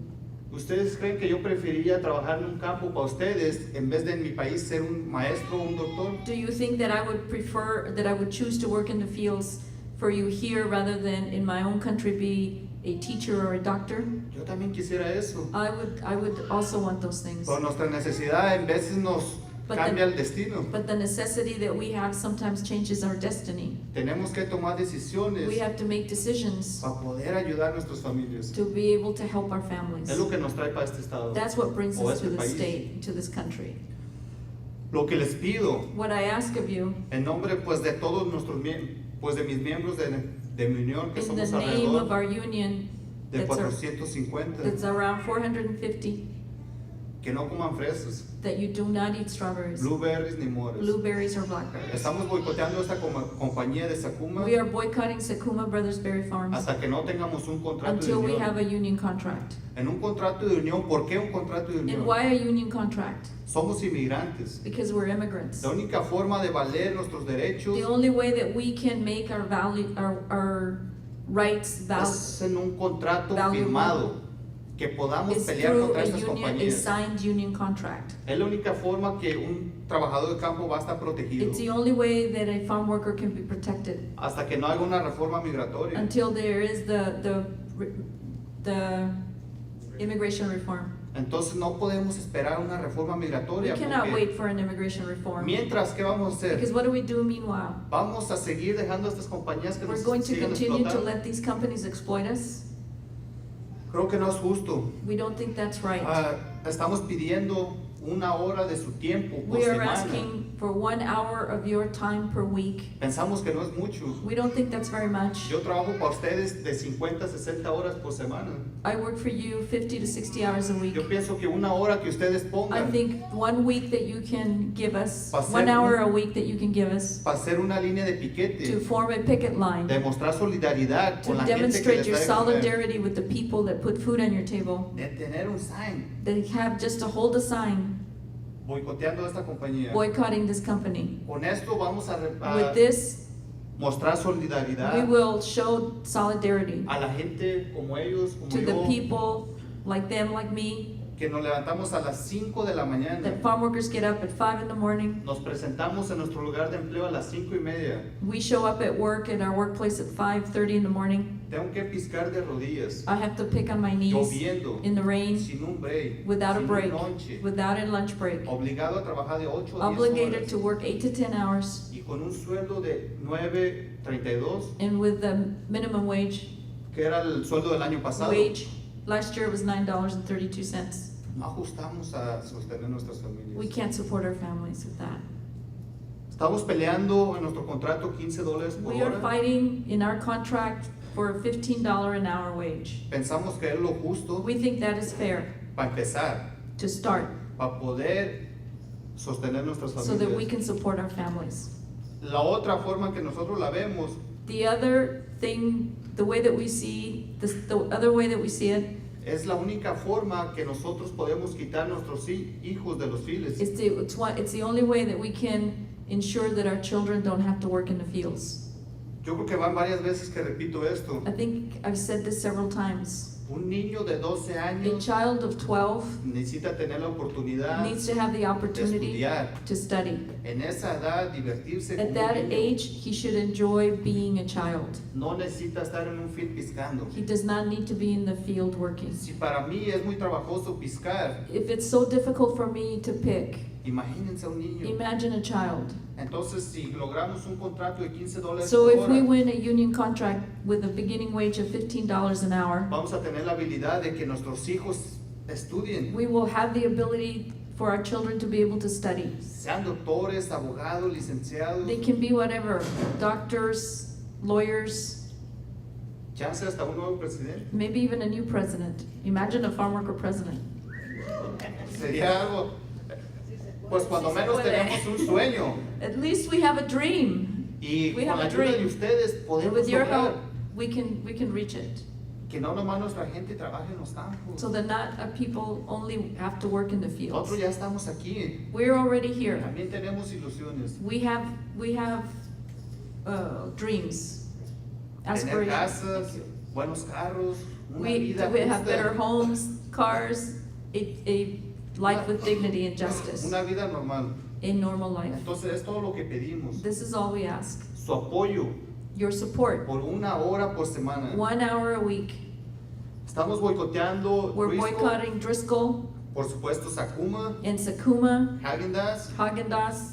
son los tres más importantes. They're que the tenemos. 3 important labels that we're ¿Por boycotting. qué Driscoll? Why Driscoll? Driscoll es la compañía más grande Driscoll is a large corporation que le compra toda la fruta. that buys Sakuma's berries. Si logramos quitar a Driscoll de camino, If we take Driscoll out of that esta compañía se shipping va a tener que sentar road, then this company will have to sit down a negociar un contrato. and negotiate. Hemos recibido muchos mensajes We have received many messages que ¿por qué un contrato de unión? that why a union contract? Que queremos sernos ricos. That we just want to make ourselves rich. No significa un contrato de unión hacernos ricos. A union contract does not mean we will be rich. Significa un trabajo justo, It means that it is a fair and just job, sueldos justos.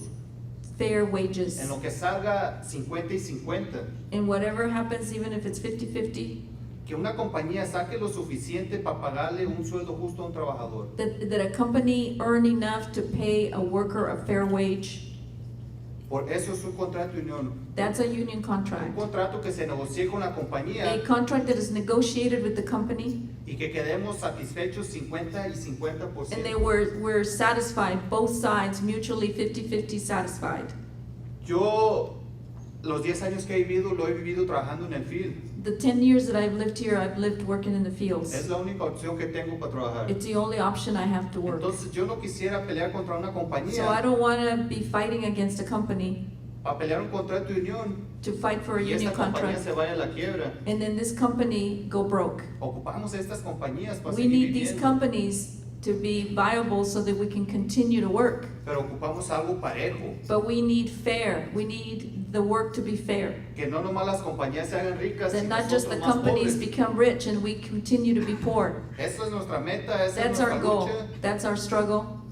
Si gustan pues apoyarnos, se los If you vamos a want to agradecer support, muchísimo. we would appreciate it a lot. Tenemos una página en la internet, We have a webpage, a website. es boycottsakumaberries.com. It's well, you heard it, boycottsakumaberries.com. Tengo una página en Facebook, We have a Facebook page. se llama Familias Unidas por la Justicia.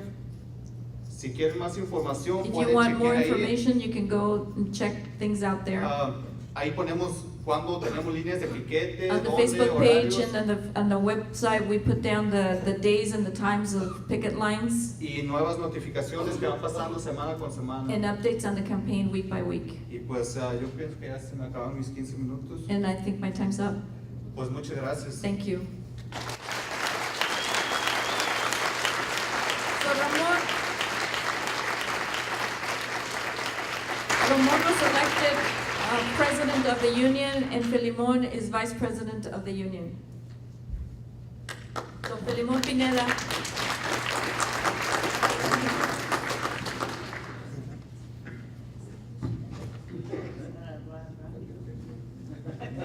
How much time do we have, Ellen?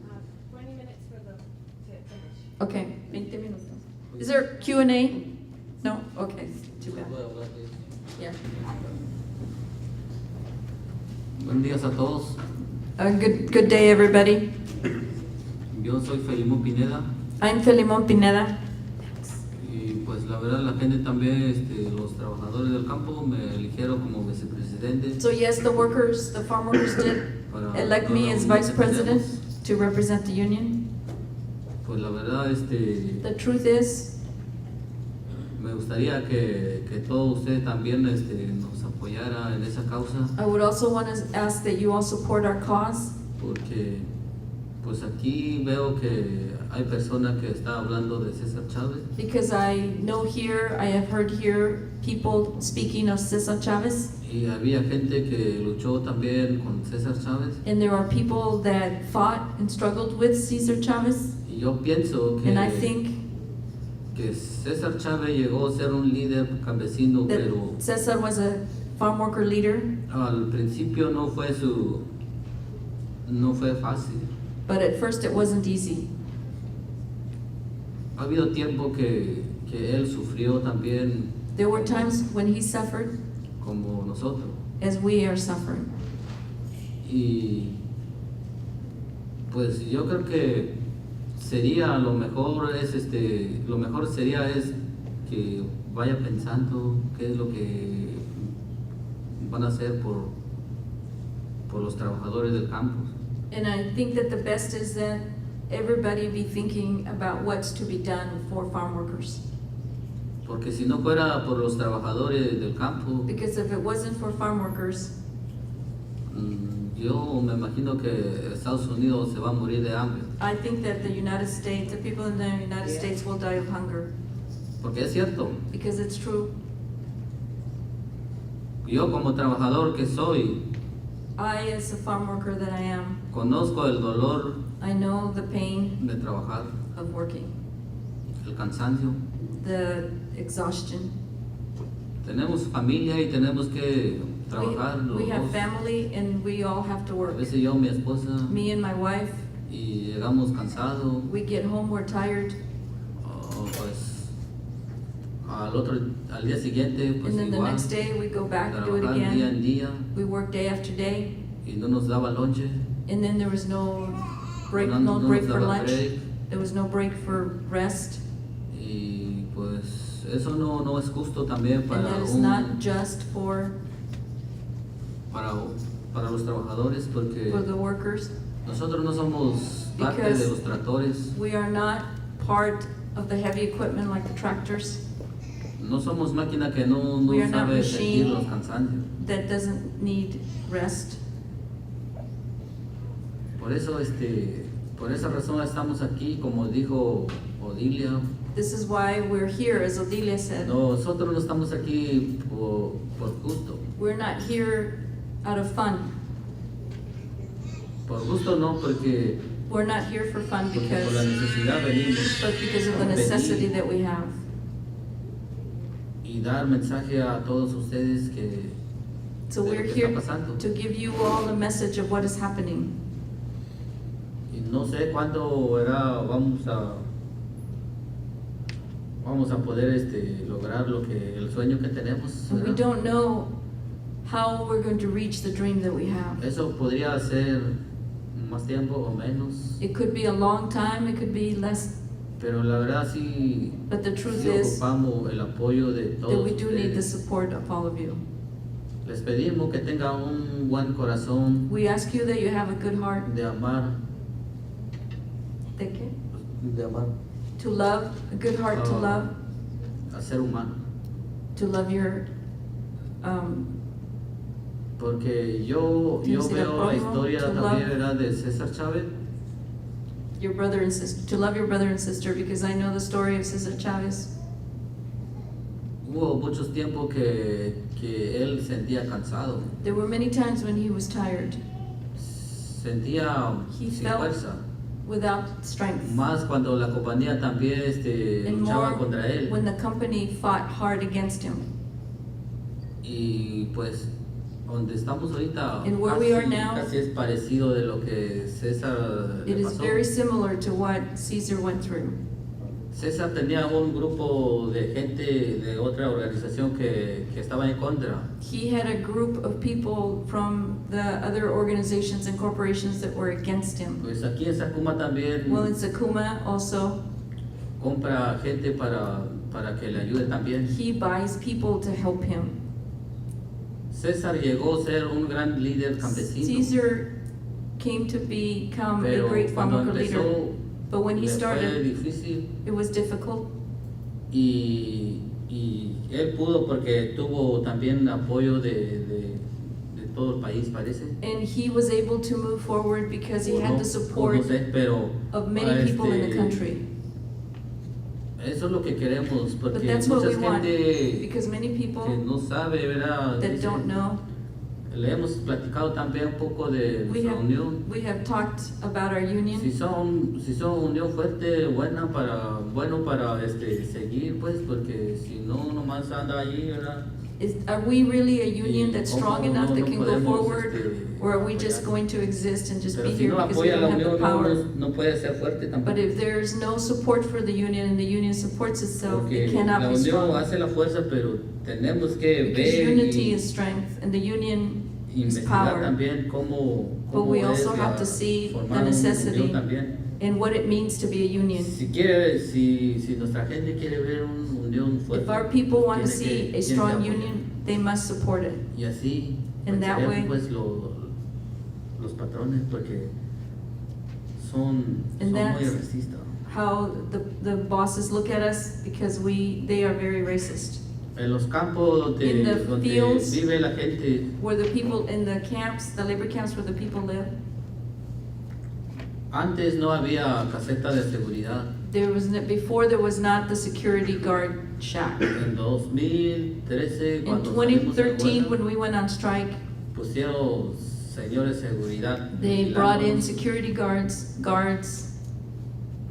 Y el año pasado And last hasta year, hicieron una caseta They even put a que guard prohibía guard a la house persona that que, prohibited people que entre al campo. to go inside the labor Si son camp. trabajadores del campo que vive allí, If tienen they were que working in the mostrar labor su camp, they had identificación to de la show an compañía ID, the company's ID, para que pueda pasar. in order to go Y through. si no lo deja pasar, aunque Otherwise, tenga hermanos, they tenga couldn't go hermanas, in. familiares ahí, amigos, nada, no So no, deja if you pasar. had family or family Entonces, members living in, you could not eso go in es and muy visit. mal para nosotros, So this porque is very eso es bad como- for our families. Como estaba diciendo nuestra compañera Mario también, And like eso es Maru como was saying, separar nuestra familia. that's también. separating our families, it's breaking our families apart. Y pues el campo de Sacuma In the Sakuma Farm se Labor volvió Camp como, became como cárcel. a prison. Ni los carceleros, ni los que están en la prisión no lo tratan así tampoco. Porque Even people puede in haber prison tiempo que puede ir aren't ver treated that sus way. familiares. Because even in prison, you're allowed to visit, but not at the labor camp. Y pues la compañía está luchando contra nosotros. And y the nosotros company contra is fighting ellos. us, Y vamos a seguir luchando. and we are going to continue fighting. Y como dijo Ramón Torres, pues And like Ramon Torres said, ayúdenos de boicotear. Help us with the boycott. A Help esa us compañía, boycott Sakuma. porque esa manera es la Because manera that's más the way, fuerte, the es strongest la way. arma más poderosa que That's the strongest pudo usar weapon that we have. César para, And it's the para strongest ganar weapon that su Caesar contrato could también. use to win their contract Y lo also. mismo estamos luchando. And that is the same fight that we have. Gracias. Thank you.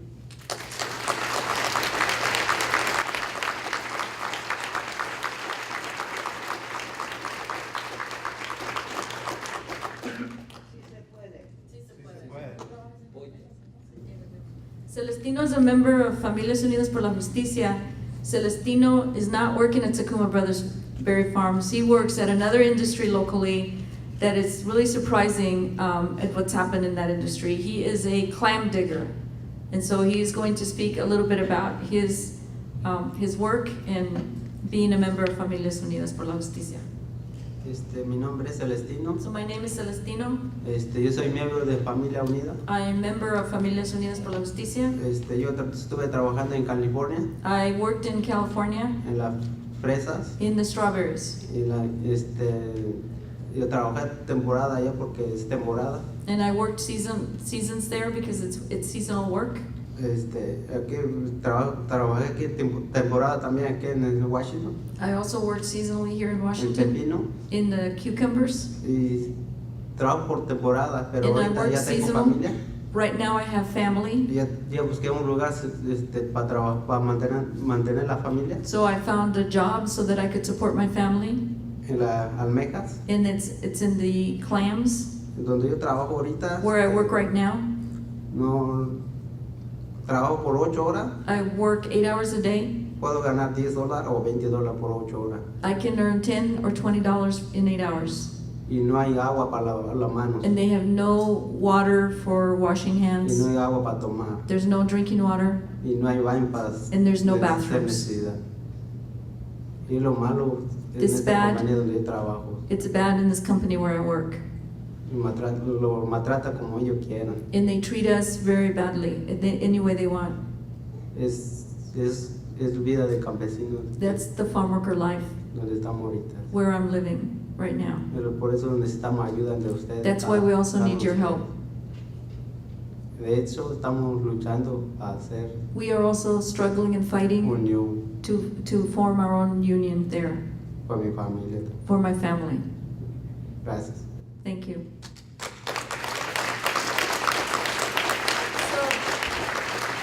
So what's happened with the movement with Familias Unidas por la Justicia is that farm workers in the region are watching the victories that Familias Unidas por la Justicia has won. We have some flyers that are here that will get passed out that actually lay out the amazing work that Familias Unidas por la Justicia has done. Sakuma Brothers Berry Farms has paid out close to $5 million, both in lost income from the boycott, but also fighting the union in court, or the formation of the union, the ability for the farm workers to organize in court. And so it all comes around, when you look at the big political picture and the struggle that's happening here in our own backyards is the possibility for change. It's the possibility and the opportunity for all of you to be present in a dynamic historical shift that could happen in the agricultural industry in Washington State. Ramon and Felimon have sat on panels in the legislature. They've participated on panels with the growers. And let me tell you, the arrogance of the agricultural industry here is no different than it was when Cesar Chavez started in California.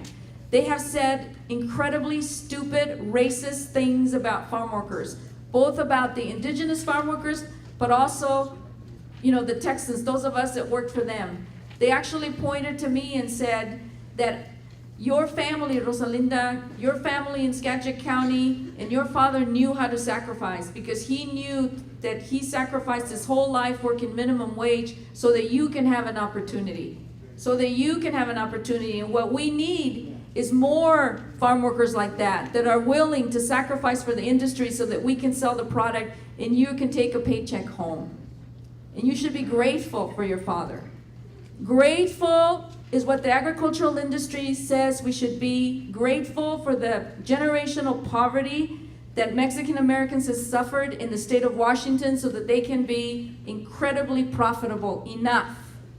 To say that to my face in an official governor-appointed table with the growers, Felimon presente, speaking about what's happening in the agriculture today, denying that there's poisonings happening in the fields from pesticides, denying that there's sexual harassment, denying that there's wage theft. Ramon Torres stood in front of the growers, laid out on a whiteboard, in calculation, hour by hour, showing them how he knew and how the workers knew that their wages were being systematically stolen, and then sat down with the financial person at Sakuma Brothers Berry Farms in front of their computer and showed her how the computer was programmed to calculate the wage theft and then print the paychecks wrong. He did that in one afternoon with the entire committee, forcing Sakuma Brothers Berry Farms to pay back within a week over $6,000 in lost wages to the teenage pickers, the summer of 2013. And it was after that session that Sakuma Brothers Berry Farms brought in the union busters, the security guards, and lawyered up, because they knew this was not an ordinary group that they were dealing with. That this group of indigenous farm workers had the courage and the intelligence to actually fight back in a well-coordinated and organized manner, and the union was forming. Brothers and sisters, it's not often that you get the opportunity to witness a social change of this type and this scope. Because with the connection with what's happening in the detention center and what the FIOB is doing with the cross-border organizing of indigenous people moving up from Mexico, we have an opportunity for a broad sweep here of change in our food system. You can look at these and see the results. You can come and march with the farm workers on May 3rd, it's a Sunday, May 3rd, on the border in Whatcom County, and meet some of these farm workers and even get more involved. But let me leave you with this thought. The current political moment of where my people are. Undocumented workers working in all of the industries in the food system, paying taxes. They are being deducted Social Security, Medicare, all kinds of payroll taxes that go into a pool of, the general fund of this country by the billions for over the last 20 years being swallowed up. Corporations lobbying for the private detention centers, making billions in profit. That with contracts that they signed with Homeland Security, those contracts are being paid to the Geo Corporation and others with the very tax money that is being deducted from immigrant workers. If that is not hell on earth, I don't know what is. And it's legal, and it's managed, and it is sustaining a lot of people in this country and keeping them rich. Enough. We must connect all of these issues, because all of the money that Felimon earns and these workers earn in the fields, that tax dollars is being used to pay the Geo Corporation to imprison the very workers that are working in the fields in Washington state. So more direct action needs to be taken. There's going to be a workshop later where we're going to talk more about the specifics of what kind of direct action needs to be taken. But really, with the formation of this new union, and with the legacy that Cesar Chavez has left us, and the legacy of people like Jose Gomez, it is time to use the lessons learned for new ways of organizing that are across borders, across issues, and it must intersect everything, because we no longer have the luxury to be a one-issue organizer or a one-issue organization or a one-issue university. The human life cycle is much more than that, and we are all humans. And we must be direct and clear. This is a capitalist country that is chewing us up and spitting us out. And we have to fight back, not just us. The $15 an hour wage that Ramon and Felimon decided on as a beginning wage for the contract that they're gonna get at Sakuma Brothers Berry Farms came in solidarity with the fast food workers that they were picketing with in the Seattle area. And they see the connection all across the country. And that's just the beginning, but we must keep fighting. I want to thank you for listening to us. It's hard to stay on this timeline because we could talk for hours on this, and it must happen. But you know what? These conversations can happen on the picket line, and it's a much better place to talk about it. And also at the workshop later this afternoon. And there's the flyers on the march too that will be handed out. So we'll be around. One thing I wanted you to check out, the Dignity Campaign, if you really want to know about immigration reform. Maru was instrumental and the founder of the Dignity Campaign on what comprehensive immigration reform should be. And then also Sakuma, Boycott Sakuma Berry's website and community to community is foodjustice.org. Thank you very much.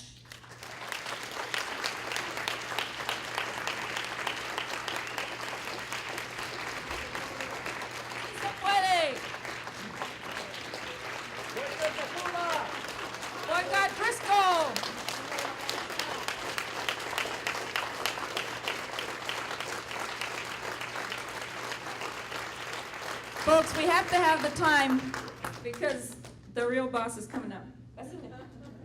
I just want to quickly.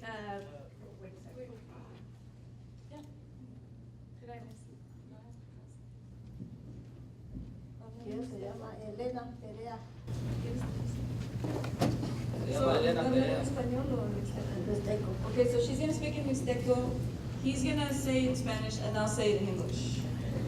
This is a normal meeting, so go ahead.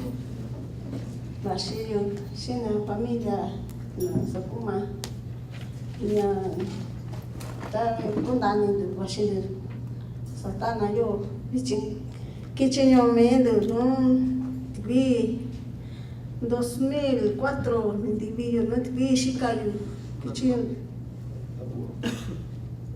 Vine con las familias unidas para apoyar. I came with Familias Unidas to support. Cuando ellos nos avisan, When they let us know, venimos para apoyar. we come to support. Yo vengo a trabajar. I come to work. No. En 2004. In 2004, en la playa, I came to work buscando las almejas. on the beach to dig clams. Acá Chicago, da taku shada bashi which shada 2015 ya which kiche ondo da io in mayordomo ku Bartolo Chicara shindu kubi kakando shira da samado inga quadrilha chicando a kubi quando banho shindiera. Desde 2004 hasta ahorita 2015. Since 2004 until now, 2015, Estamos trabajando. we have been working con un mayordomo que se llama Bartolo. on the beach working under a supervisor named Bartolo. Acá kubi sa do banho tá quando banho shindiera indo kaara shaando ko aku vira yakanda kama inka quadrillando vice da tavat guna inka mayordomo shikashindo.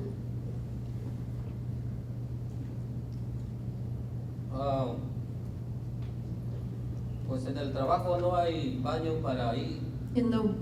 At work, there is no bathroom for us to use.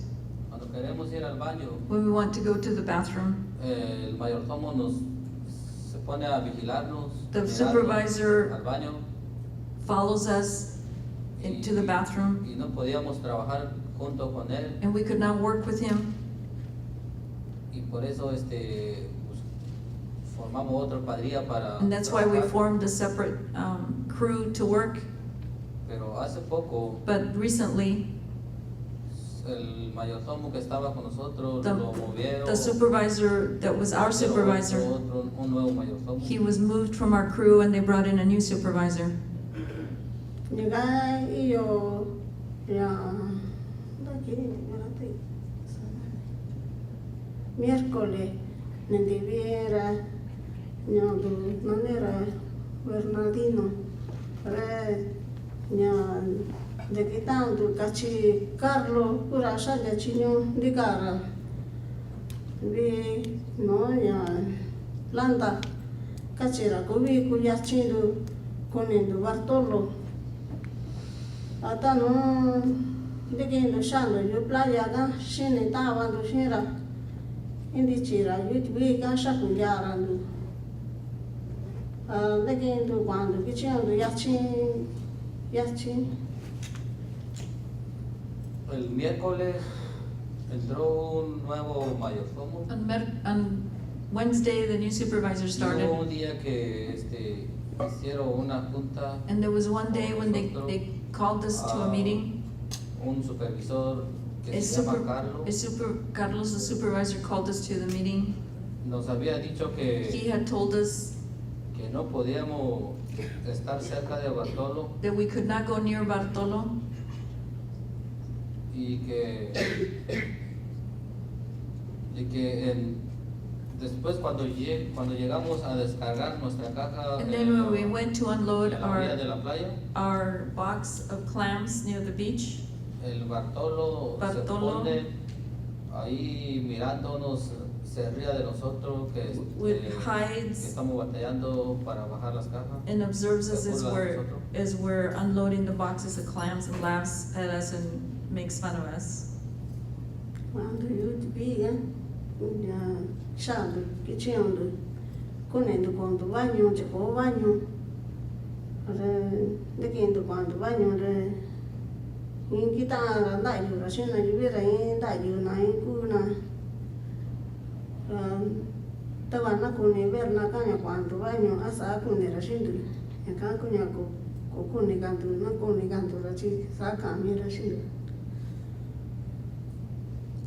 En el trabajo, cuando at tenemos work, necesidad de ir al baño, when we need to go to the bathroom, cuando ve que uno de nosotras va al baño, when he sees that one of us, él one of se the pone women con goes su to the gente en bathrooms, la otra cuadrilla y empieza a gritar y he starts- reír de nosotros. him and the other people in his crew start yelling and laughing at us. Y como se cambió el mayordomo, And because we don't have our a lo mejor supervisor, eso es lo que quiere hacer también. and we think that's, ¿qué quiere hacer? Quitarlo. Creo que dai nata quando bagno la stato con na na canando quando con na vai con i bundani sa kana Eso es lo que están haciendo es como presionarme. And this is what they're para que- doing is they're para que pressuring yo me salga so that I de ese quit. trabajo, para que ese mayordomo se queda con la gente que él los tiene engañados. So that the supervisor gets the people in his crew that he wants. ¿Cuántas mujeres hay? ¿Cuántas mujeres? yo sí Tres mujeres. eso un si ta yo si ta vai na Son dos y porque la otra no trabaja. Ok, pero en total hay dos mujeres nomás.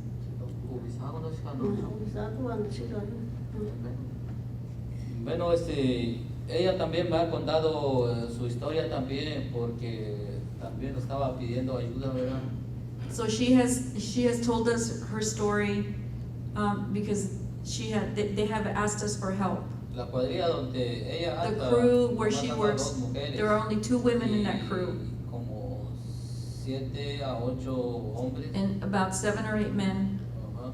Y la otra cuadrilla yo And the creo other que crew, anda como 4 a 5 mujeres, yo creo. There's no sé 4 or cuánto, 5 women in the pero other más o crew. menos porque yo también trabajé en ese More or less, trabajo también. because I also dug clams. Y pues lo que el mayordomo es, So what the supervisor lo is, que quiere hacer es what he wants to presionar do más a is to pressure ellas the women para que salga so that they quit buscar un trabajo a otro lado. and find work somewhere else. Porque a su gente, Because antes las mujeres no before, bajaban las cajas. the women didn't have to llenas de lift las the almejas. boxes full of clams. Pero después Bartolo, como But then- había problemas así, Bartolo, because there was conflict, había día que there were él days when dijo, le fue decir al patrón he went to talk to the que boss, esta mujer that this women, son las que está buscando that the women are the problemas ones con that are trying to cause Lo que vamos a problems. hacer con ella es ponerle que trabaje de más. So what we're gonna do Que baje is las cajas. have the women work harder, therefore they have to lift their own boxes of Y clams. entonces es cuando So les that's when- pusieron a hacer todo ese trabajo. So that's when they forced her Cuando to la do all otra this extra cuadrilla work. donde anda Bartolo, When the other crew, where the other women are with Bartolo, no sé si son 4 o 5 mujeres que andan en esa cuadrilla. so the women in that crew, 4 or 5 of Ellas them, no, they don't, al llegar del lugar del trabajo no bajan las cajas, nada. those women don't have to lift the boxes at all. Como Bartolo lo tiene engañado. Because that's where Bartolo is deceiving them. Entonces él, es más, las mujeres de So- otra cuadrilla son buena gente y So no the sacan other problemas. women, the other women and the other Entonces, crew ellas are good people Las also. mujeres no tienen que trabajar de So the más. women don't have to work that much. Eso es lo que está pasando. So this is what's happening. Yo creo que eso es So I cierto think también. that this is porque true also. Yo desde el 2007 también. Because in fui 2007, trabajando I also ahí. worked there for a short period of time, En 2010 digging también. clams. And in Fue 2010, cuando- I also worked. Cuando entró ese mayordomo. That's when that new supervisor came in. Y también en ese tiempo, And also during that time. también quería hacer lo mismo con So he also Lo wanted que to do the pasa same es thing. que aquel tiempo era un poquito más. So in those years, there were more workers. Hicimos una junta ahí So con we el got patrón. together and we had a meeting with the Yo boss. quería que sacara a Bartolo porque de por sí trataba mal y So yo le hablaba pues. we've been porque trying to get Bartolo las fired. herramientas que está ahí son para todos los trabajadores So y le the hablaba y tools no that me are there- contestaba y como que estaba enojado conmigo, ¿verdad? Pero yo no tenía problema con él ni nada, ¿verdad? So the way he had favorites with the way the tools were shared. Podíamos presentar esa queja ante el patrón So we could complain to the boss, y el patrón dijo que está bien, pero and the boss said that it was esta es fine, la primera vez. but this was his first mistake. Y ya la tercera vez So there yo was- yo lo voy a correr. So if there's 3 complaints, then I will fire him. Por eso yo sé que desde que él entró So I know con problemas that y- this supervisor, when he started, he has caused these problems. y por eso esta mujer So that's why está pidiendo ayuda también She's asking help also. porque le dan multas y tantito que ellos hacen trabajo por contrato. So the clams are picked piece rate also. Si va algunas almejas quebradas And they o algunas also pequeñas, do quality check on the clams that they pick. So if the shells are cracked or they're not low quality, then the people are deducted, there's a quality control deduction from their paychecks. We've just started seeing this in the last few y weeks. eso no es justo. So this isn't right. So, at the workshop that we're gonna have, ya el taller que tenemos más tarde podemos hablar más de esto. So the workshop we're gonna have later this afternoon, we can talk more about the clam diggers. I think that what I wanna say is that if you begin to look at the food on your table and where it comes from, now, look at your clams, because they're being picked off, dug out of the beach by indigenous farm workers in Washington State, the majority of it. And I believe there was issues with the oyster shuckers also, right? In the Shelton area with indigenous farm workers. So this is a huge issue with our food system. And I think that when you open up the door and you bring farm workers to the table, you're going to get the truth of what's happening, with the production of our food. And so Familias Unidas has been working, in fact, Ramon, I think he was gonna be calling a meeting, the clam diggers have been coming to our meetings, and there are many other small groups of workers that are coming to the union and saying, this is happening with us, how can we join, what can we do to support? We want you to get the contracts so that we can move on to other campaigns. That's what I'm saying, that this is like a potentially huge change and shift in our farm worker, because the farm workers are leading. The farm workers are saying this is what we need, this is what's happening, these are the changes that we need. So it's not over, and I'm sure we'll be coming back with even more information for you. Thank you. Gracias.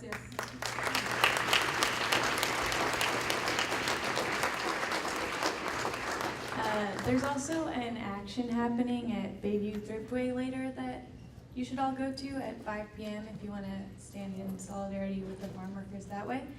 And please turn these in the submissions box on your way out.